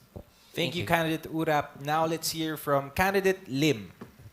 Well, as a UP law student, my position is to uphold the rule of law and the fundamental law of the land, which is the Constitution. And I stand with transparency, accountability, and social justice. Give the people the kind of leadership, the kind of good governance, or the kind of governance that they deserve. And lastly, I stand that public office shall never be used to prevent or delay accountability mechanisms. Next, let's hear from candidate Panopio. I think it's also really disappointing to see such acts to be done by a senator in the Senate. I believe that our democracy is being tested, and that democracy is not tested when an institution like the Senate protects its allies, but it is tested when an institution can investigate even the most powerful. And I think the acts that happened in the Senate should not prosper, and I want to uphold the rule of law and provide due process for those who want to seek out justice because of the crimes against humanity conducted by said individuals. Thank you. Thank you, Candidate Panopio. Now let's hear from candidate for second-year batch rep, Candidate Cordova. I find that the vision of justice that's being demonstrated in the Senate and through the recent happenings in our government has been disappointing and disheartening. And of course, it goes against my beliefs of accountability and transparency. And I believe that this is a good opportunity for the government to not only display these characteristics, but also to uphold the rule of law and enforce the rule and enforce our laws in order to ensure that there is justice that is served and that these politicians and these figures are being held accountable for their actions. Thank you. Next, let's hear from candidate Ganzon.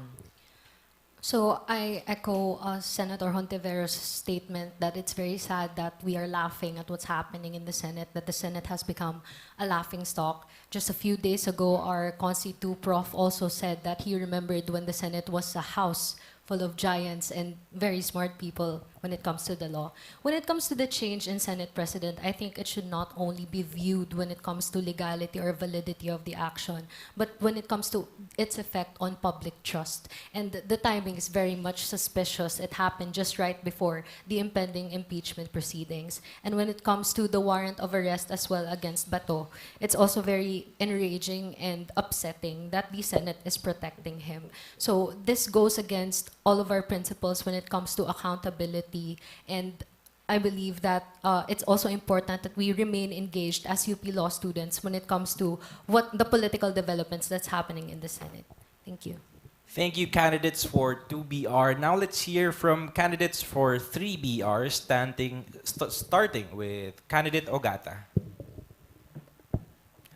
I would say na hindi lang nakakadismaya, kung hindi nakakagalit ang mga kaganapan sa Senado ngayon na tila ba ginagawang isang circus ang isang institusyon na dapat inuuna ang kapakanan ng sambayanan at hindi ang pansariling interes lamang. No? Kaya ang panawagan natin is to uphold the rule of law, kagaya nga ng mga sinabi ng iba nating mga kandidato. Because no one is above the law, not even the president, the vice president, our senators. No? And aside from that, now more than ever, as a UP law community or as Filipinos, we have to really engage with the discussions or with the conversations about what's happening right now and to hold accountable our leaders for them to be truly responsible for what's happening right now and not just evade their responsibility to our nation. Thank you.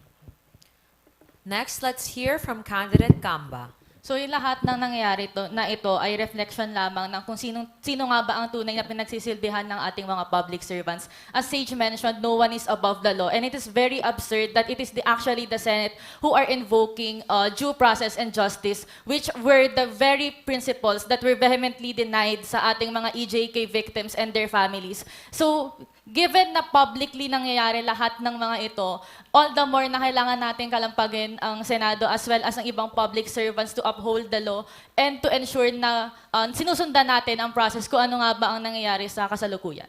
Thank you. Next, let's hear from candidate Pineda. Alright. So actually, recently nung May 13 ay sumali nga tayo sa March to the Senate kung saan nakisali tayo sa pag-iingay kasama ang taong bayan. And with this happening sa Senate, we vehemently condemn what's happening everything there because this is clearly a betrayal of trust to the Filipino people. Ito ay lantarang pambababoy sa ating mga democratic institutions. And obviously, the senators or public servants are evading accountability and putting forward their personal interests. Kaya naman bilang mga law students and more importantly, bilang mga scholar ng bayan, ay dapat makiisa tayo sa ating mga mobilizations at syempre maging firm tayo, mas lalo tayong maging firm and forward sa ating mga calls. Convene the impeachment court now and arrest Bato. Thank you. Thank you, candidate Pineda. Now let's hear from candidate Arcilia. This is a flagrant disrespect to our Constitution and the rule of law. So, una nating sabihin na yung mga pinatay dahil sa war on drugs, they weren't given due process. Samantalang sila, every step of the due process they wanted to claim. So, this position, the positions that they have, are not a shield to protect them.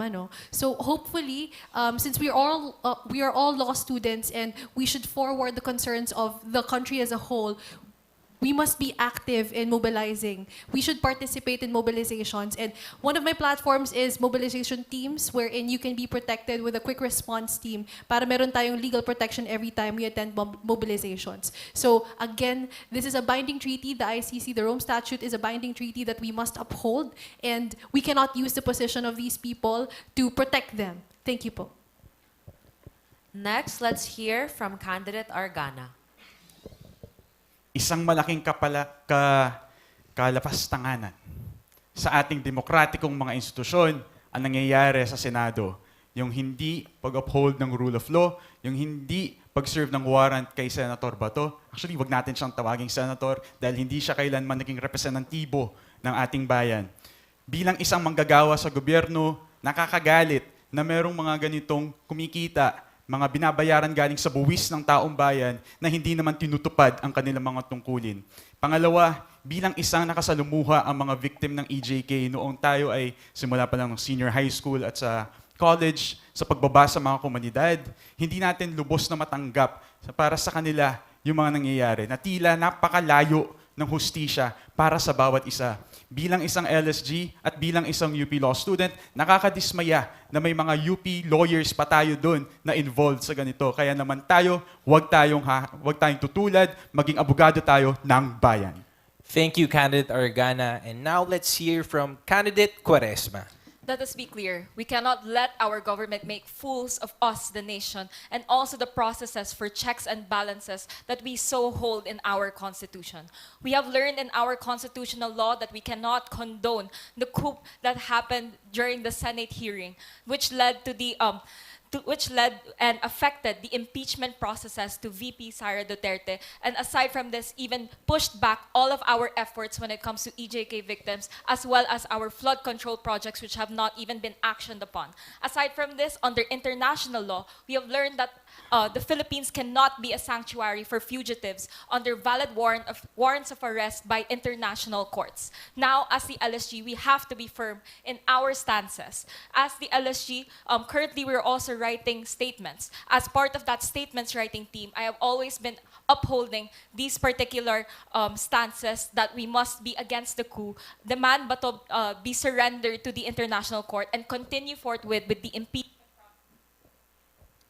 Thank you, candidate Quaresma. Now let's proceed on to our next question, which is addressed to the third-year batch representative candidates. The question follows: one of the main duties of the third-year batch representatives is to assist in the organization of UP Law's annual career fair destinations. How do you plan to contribute to this project if you win? Let's begin with candidate Ogata. Okay, so thank you so much for this question. This is actually included in one of our platforms in Yielding Futures. And one of the projects there is our Destinations 2027. And we do recognize this, that as incoming third years, it is our responsibility to organize Desti. And for this, we actually have two plans or two projects. And I will discuss the first one, and my co-tandem will discuss the second one. The first one is the sensing forms. And the sensing forms, for us, no, Camille and I envision Desti, wherein we want to diversify the experience of the UP law community. And this includes not only including the private firms, but also possibly yung ating mga government firms, yung mga NGOs, and other alternatives lawyerings in destinations. And through the sensing forms, we will know or truly gauge what UP law community really wants, and that data will be used on planning other projects in the Desti that are aligned with what we truly want. Thank you. Next candidate, Kamba.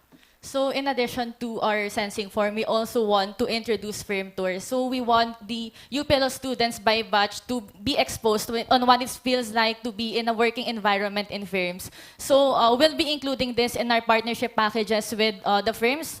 And we want to execute both of these projects as early as we get elected, since we recognize that organizing destinations, tas dadagdagan pa natin ng dalawa pang projects, is a tedious task. So we want to do this as early as possible, and at the same time, makapag-convene tayo ng destinations team, probably as early as July or August, para lang din hindi burdened yung third years when it comes to the preparations, and we have the whole first semester to prepare for the destinations that would probably be done by late January or February. Thank you. Thank you to our third year batch representative candidates. Now let's see the next question, which is addressed to, let's just wait for our next question. Addressed to tandem candidates. So first to answer will be the Diliman Evrep, Tandem, Urap, and Lim, and then 3BR, Tandem, Ogata, and Kamba. The question reads, what will you do if you win in this election but your co-tandem does not? How can you ensure that you will be able to work alone or with the winning member of the other tandem in order to serve well the student body? So let's start with our tandem candidates from running for the position of Diliman Evrep. Let's start with candidate Urap.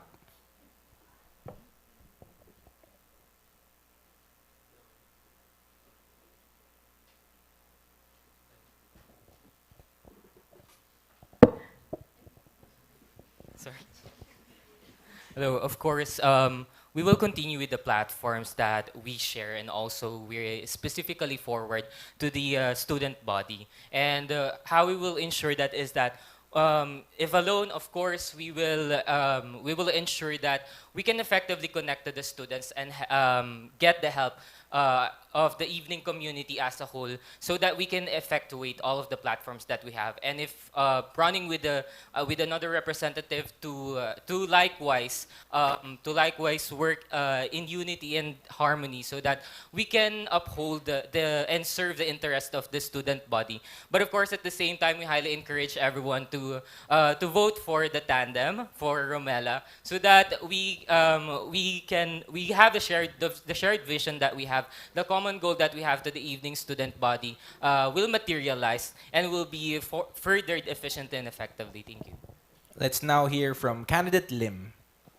Okay, so just echoing what what Roman has said. Roman and I have a shared vision, and I'm very confident that if either of us wins or both of us wins, or in this situation, if one of us wins, we will continue with that very vision in mind in serving the evening community with consideration of the best interests of the students. And also, as professionals, we are open to working with other candidates or other representatives, but we encourage you to support our tandem, because Roman and I, aside from having a shared vision, aside from having shared platforms, this is not just for continuity, but for better working relations and for full accountability, and also because we work best together and we can effectuate and implement those platforms better and the best way in that sense. Thank you.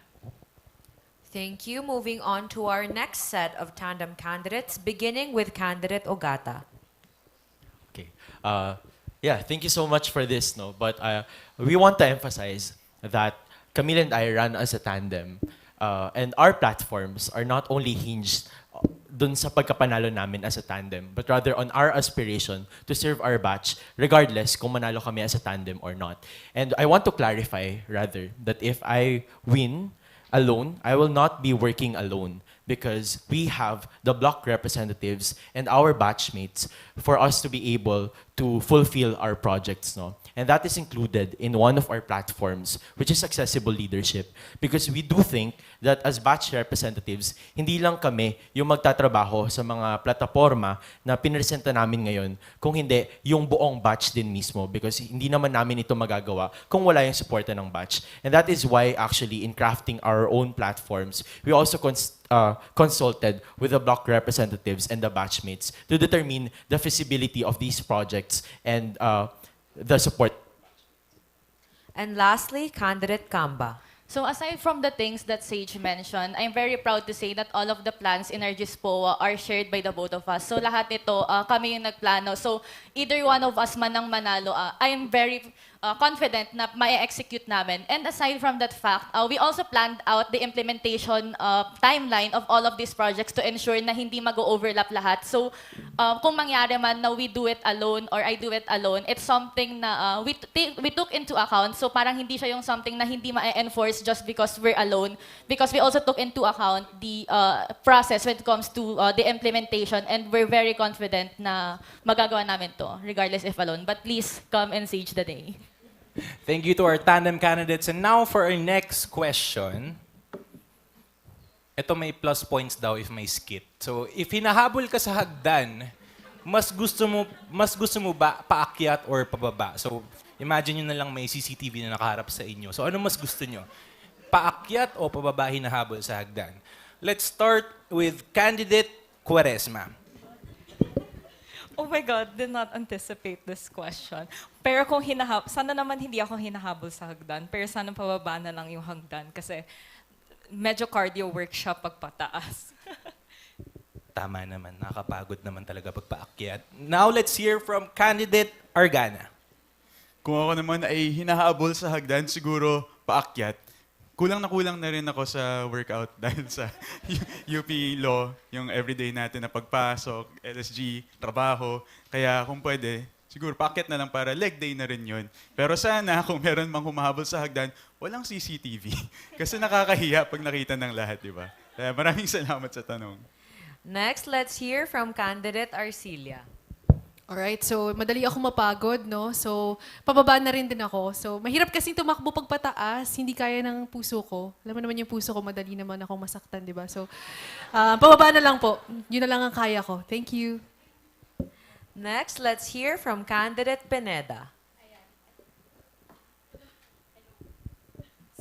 Hello. Ayan. So actually, regardless kung pataas or pababa, parang spaghetti lang. Okay lang sa akin kung saan ako tatakbo. Ang mahalaga, gusto ko may background music ng One for All for One. Parang nasa TV, lang. Tapos nandun si Yaya Dub, ganun, si Vic Soto. Ayun yung na-imagine ko sa akin. Thank you. Thank you for painting that picture, candidate Pineda. Now let's hear from candidate Kamba. Siguro susuko na lang ako kasi may partial ACL ako. So parang baka lumala pa siya and operahan. So sige na lang, suko na lang ako. Thank you. Now let's hear from candidate Ogata. Okay, I think my answer would depend kung gaano kadami yung umahabol sa akin. Kasi kung marami talaga sila at sa tingin ko hindi naman ako makakatakas, no? Susuko na lang din ako. Kasi parang papagorin ko pa yung sarili ko paakyat kung mahabol din naman ako. So I think yun na lang din yung akin. Alright, next, let's hear from candidate Ganzon. Hello. I guess for me, kahit paakyat or pababa, I guess ang importante ay masarap sa feeling yung hinahabol. Thank you. And next, let's hear from candidate Cordova. I feel like kahit paakyat or pababa, parang lugi pa rin ako. Hindi ako ganun kabalis. So, either way, parang same rin yung result. So, thank you.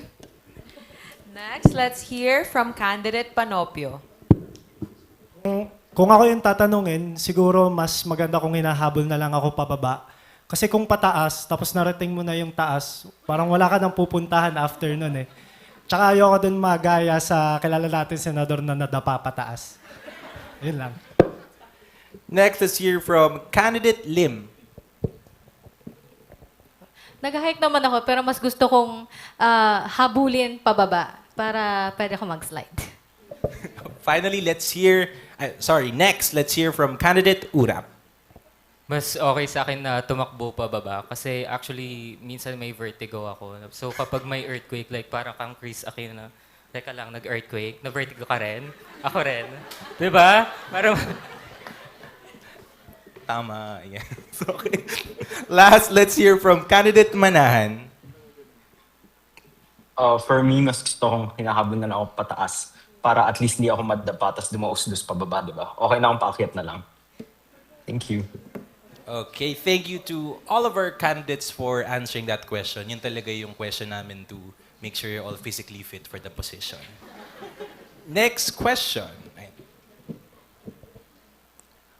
So our next questions will be coming from our representatives from student publications, student media groups. So thank you to our candidates for answering the previous questions prepared by the commission. So at this point, we will now give the floor to the representatives of the campus media so that they may ask the candidates the questions they have prepared for them. First, let's call up here in front the representative from the Philippine Law Register, Ms. Karen Reseles.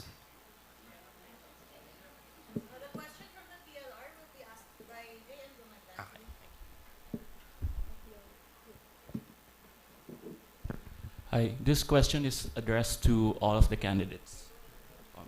First, are the study and parking spaces in Malcolm Hall sufficient for the needs of the student body, considering the 2025 to 2026 student population? I'll repeat, are the study and parking spaces in Malcolm Hall sufficient for the needs of the student body, considering the 2025 to 2026 student population? This is for all the candidates. Let's start with candidate Quaresma.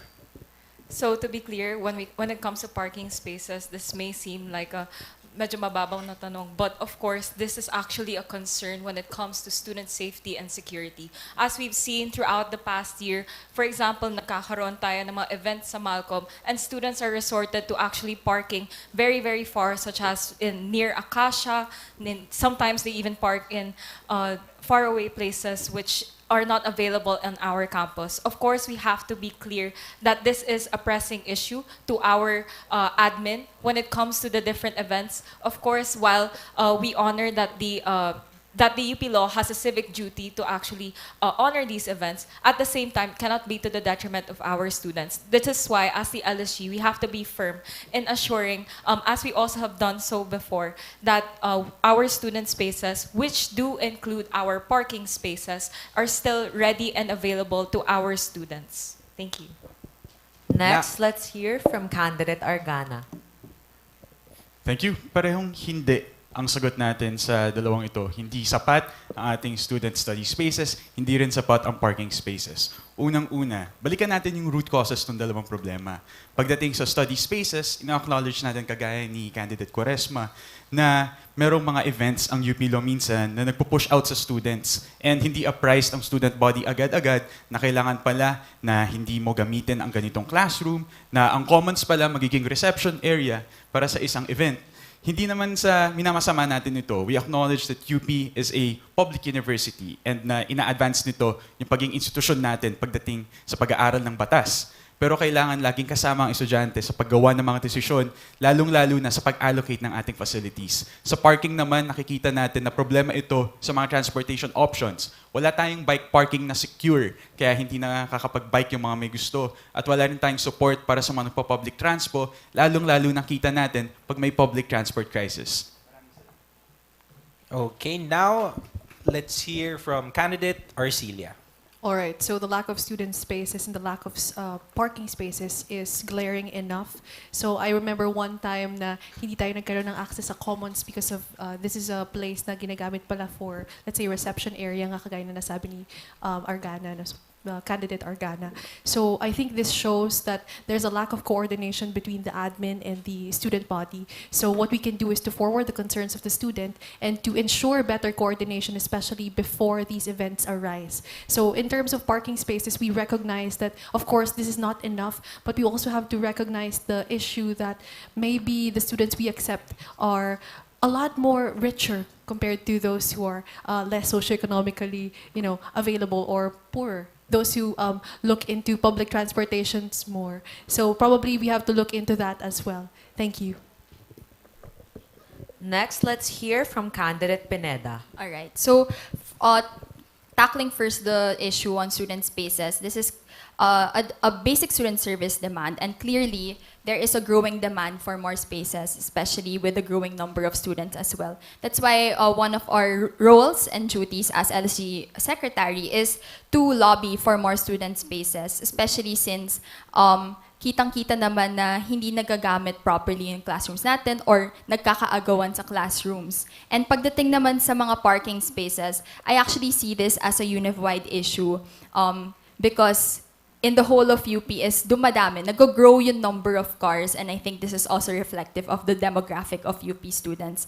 And what we can do is siguro prioritize more yung mga use of bikes, and I think we have sufficient parking spaces, but better if ma-prioritize or ma-allot siya for law use. Thank you. Now let's hear from candidate Ogata. So the answer to the question is no. The study spaces and the parking spaces are not sufficient. We do recognize that currently we have our study spaces and our parking spaces, but we believe that these are not being used efficiently for the benefit of the student body. No, just recently, as all the other candidates have mentioned, we recognize or we experience a lack in the classrooms. For example, puno ang commons, puno ang 4th floor library, ang 3rd floor library, at kahit napakarami pang spaces, hindi nito mapunan ang kailangan ng student body when it comes to spaces. And that is why part of our platform as third-year batch representatives is to connect the batch to the LSG and LSG to the admin for these concerns, not just to be heard, but to make sure na matutugunan itong mga ito, kagaya na lamang ng pakikipag-usap sa admin. Maraming salamat. Next, let's hear from candidate Kamba. So I agree with the other candidates that both of the parking and study spaces in Malcolm are insufficient. However, we also need to emphasize na kailangan natin ng numbers when it comes to lobbying for more student and parking spaces, given that, for example, ang nangyayari is parang unahan when it comes to parking spaces, kung sino maunang pumunta, kung sino maunang gumamit. But if we have sufficient number or if we have data when it comes to kung ilan nga bang estudyante ang nangangailangan ng parking spaces, kung ilang estudyante nga ba ang nangangailangan ng student spaces, it's something that would effectively be included in our implementation and in the lobbying of our policies when it comes to these concerns. Thank you. Thank you. Now let's hear an answer from candidate Cordova. Much like what has been mentioned earlier, no, both are lacking in terms of their availability to students. This is kind of emphasized by students have to park further away from campus, which isn't not only not convenient, but also can feel unsafe, can feel dangerous to other students. And also, in terms of the availability of student spaces, again, many students have complained about looking for places to study, places to stay throughout the day and work with their peers. But of course, we must also accept the limitations of the school and the available space that we have. Still, as representatives of our batch, it would be important to relay these concerns and find ways to accommodate our batchmates and our schoolmates in order to serve their needs and interests. Thank you. Next, let's hear from candidate Ganzon. So when it comes to study spaces, my position is that they are not enough. Over the past week, I've had consultations with the different block presidents, and some of the common concerns that they've raised is that commons is too crowded, and it also affects the quality of the Wi-Fi whenever they use there for online class, as well as when they have recitation. So it's still a public space, so it's not as conducive. Additionally, the rooms for online classes, the Zoom rooms, are also not enough.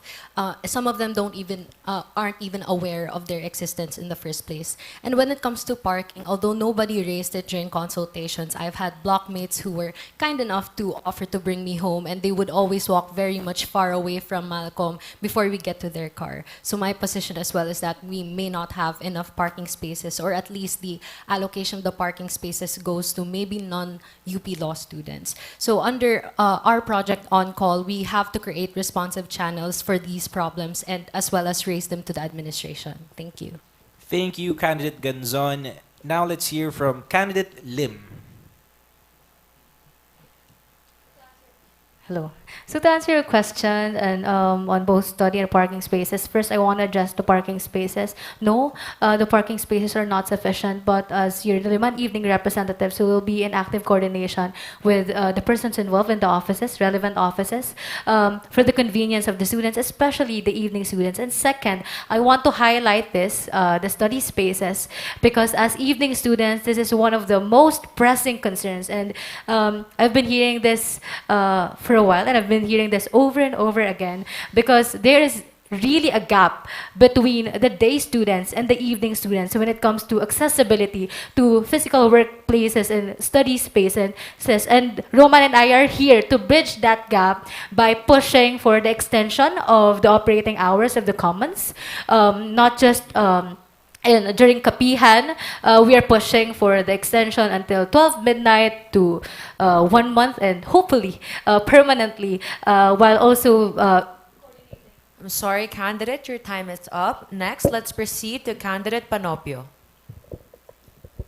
I think both are lacking, study spaces and parking spaces. And I agree with my co-candidate that with regard to study spaces, nagiging common mo siya na maririnig sa isang evening student na saglit na nga lang kami nandito sa Malcolm, tapos wala pa kami ibang mapuntahan.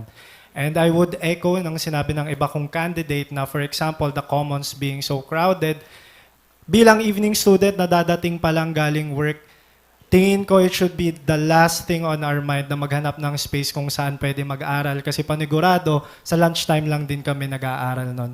And with the parking spaces, I think we can allot parking spaces for those who actually go to UP Law. Kasi I feel like some of the parking spaces that are taken up, for example, in the Cage or at Bocobo, are not even for those who go here. And I think madami ring nakaka-experience ng malate sa paghahanap ng parking and whatnot. Next, let's hear from candidate Urap. So first of all, I would say that the study and parking spaces is really inadequate for all of us. In our RTRs and consultations with the evening community, one of the main issue is the lack of the study spaces, especially during after work hours or beyond 9 p.m. That's why, aside from pushing for more permanent solutions, we also want, while doing that, to push for the expansion of Zoom rooms and strict implementation to add, to explore a dedicated room for Zoom online classes and explore study spaces may it be beyond Malcolm. And for the to improve the commuting system or sense carpooling for to resolve the limited parking spaces, but also to push the priority for the law school students to use the parking space that is dedicated for us. And we will do it with the LSG Central Board and the consultation with the admin and the OCS, again, to forward a more permanent solution for these concerns. Thank you. Finally, let's hear from candidate Manahan. Hi, so thank you for that. For us in BGC, it would be, I would like to contextualize the question for us in BGC, wherein parking spaces are not really a problem from Monday to Friday. However, it does become a problem on Saturdays where events are being held inside the BGC halls, and then students have to